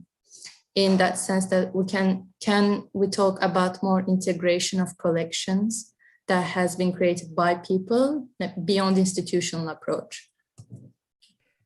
So blockchain works best in situations where you have low or otherwise challenged trust. So within an organization, I don't think blockchain makes a lot of sense. But when it comes to things like sharing collections or collections where you might be holding legal evidence, things where you need to ensure the integrity of the records, then a blockchain solution, if it's designed correctly, could make sense. There's a whole project in the UK called Archangel. And one of the big things that they are examining is this question of how can blockchains be used in inter-archival situations. Okay, thank you very much. And then we have another question for you, Dara, about the long-term preservation of blockchain. What do you think about it? Is it, how can we, is it possible to discuss? So. No, it's not impossible to discuss. It's interesting because it really dovetails into all the things that William was talking about, because at the end, preserving a blockchain is a digital preservation challenge. One of the real challenges about the blockchain ecosystem, though, is that a lot of blockchains and a lot of the block solutions that have been built on top of blockchains have this financialized aspect underneath of being built on a cryptocurrency. And so I think that's something that's unique and adds a new element of challenge to it. And given, like I said, the really trans-jurisdictional nature of the blockchain, collaboration is going to be critical. There's no way we're going to be able to preserve these things without lots of collaboration and cooperation. Okay, thank you very much. And we have another question. Says, dear Dara, I would like to ask you your opinion about the possible risk of using the protocols also bargained as a crypto, if there will be any dump to do it affect, will it affect the blockchain system? Yeah, so I think absolutely. I mentioned that I don't like the word immutable for blockchains because they're like any system, they do have their risks inherent in them.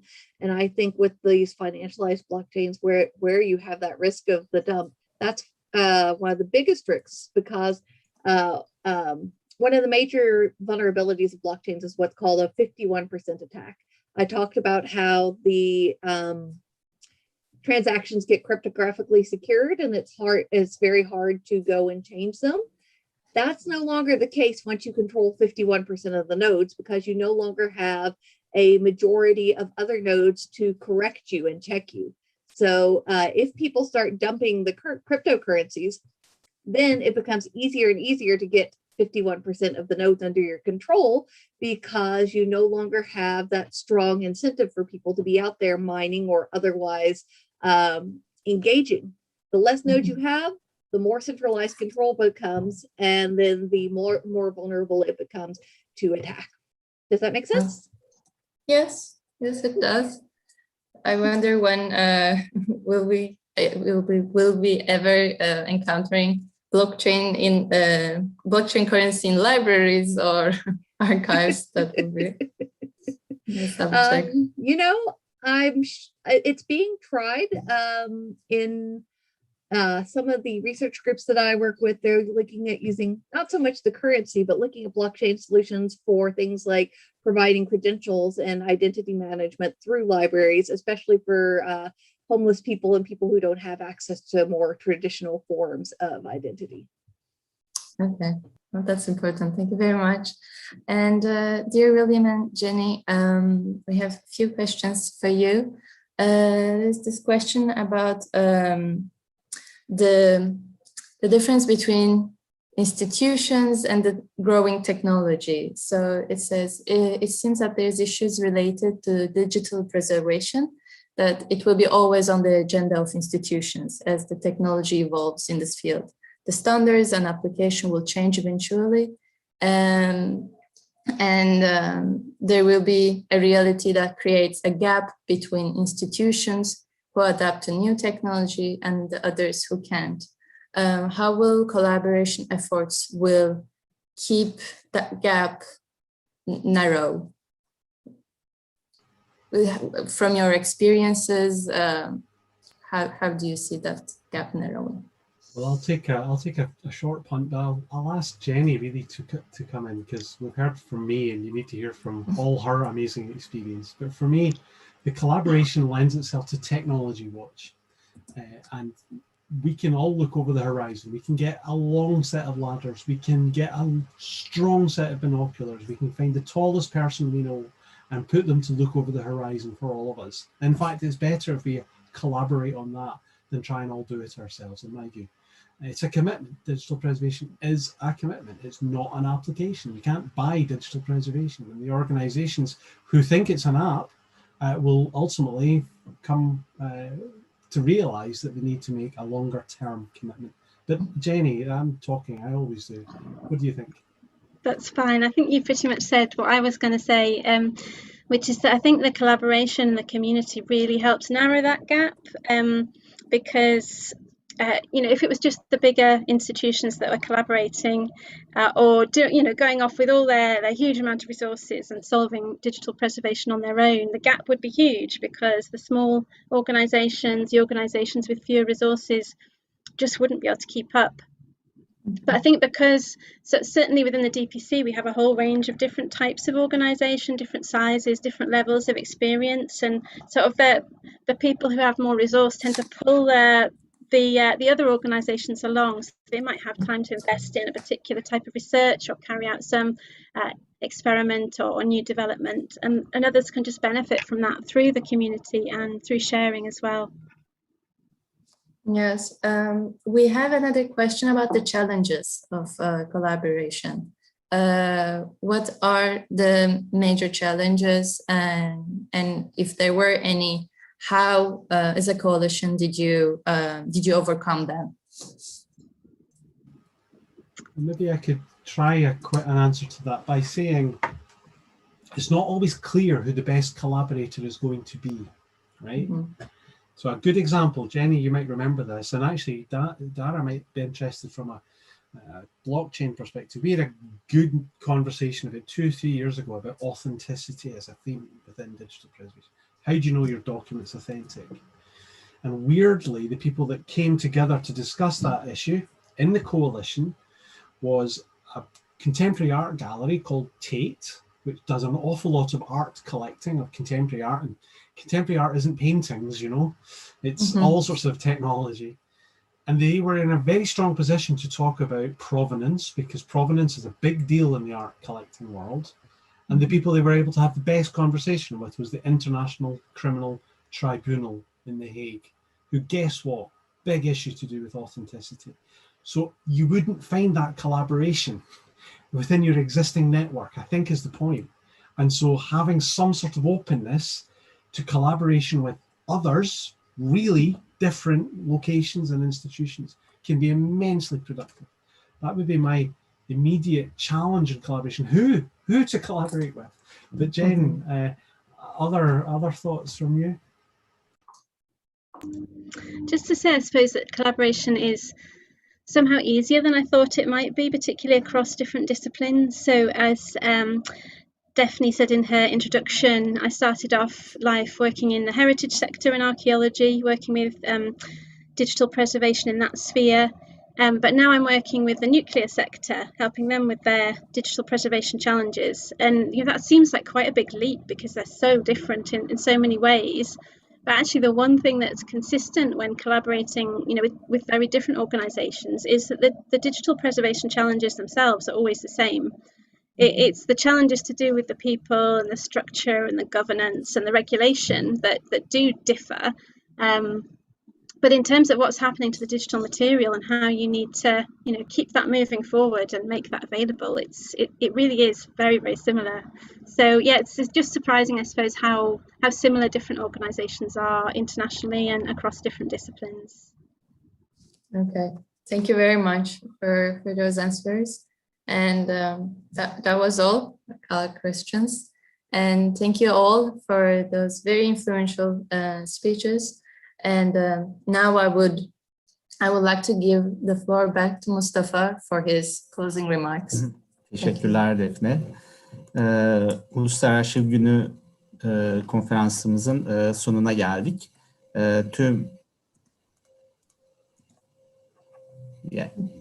So I will make kind of a brief closing remarks, then Defne will translate it in English.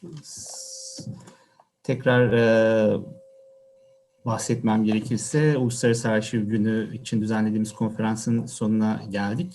Tüm konuşmacılarımıza değerli sunumları için ve dinleyicilerimize güzel soruları için teşekkür ederiz. Dileriz bu konferansta konuşulan tüm konular herkes için çok faydalı olmuştur. Konferansı sonlandırmadan önce bu konferansın gerçekleşmesini sağlayan herkese teşekkür ederiz.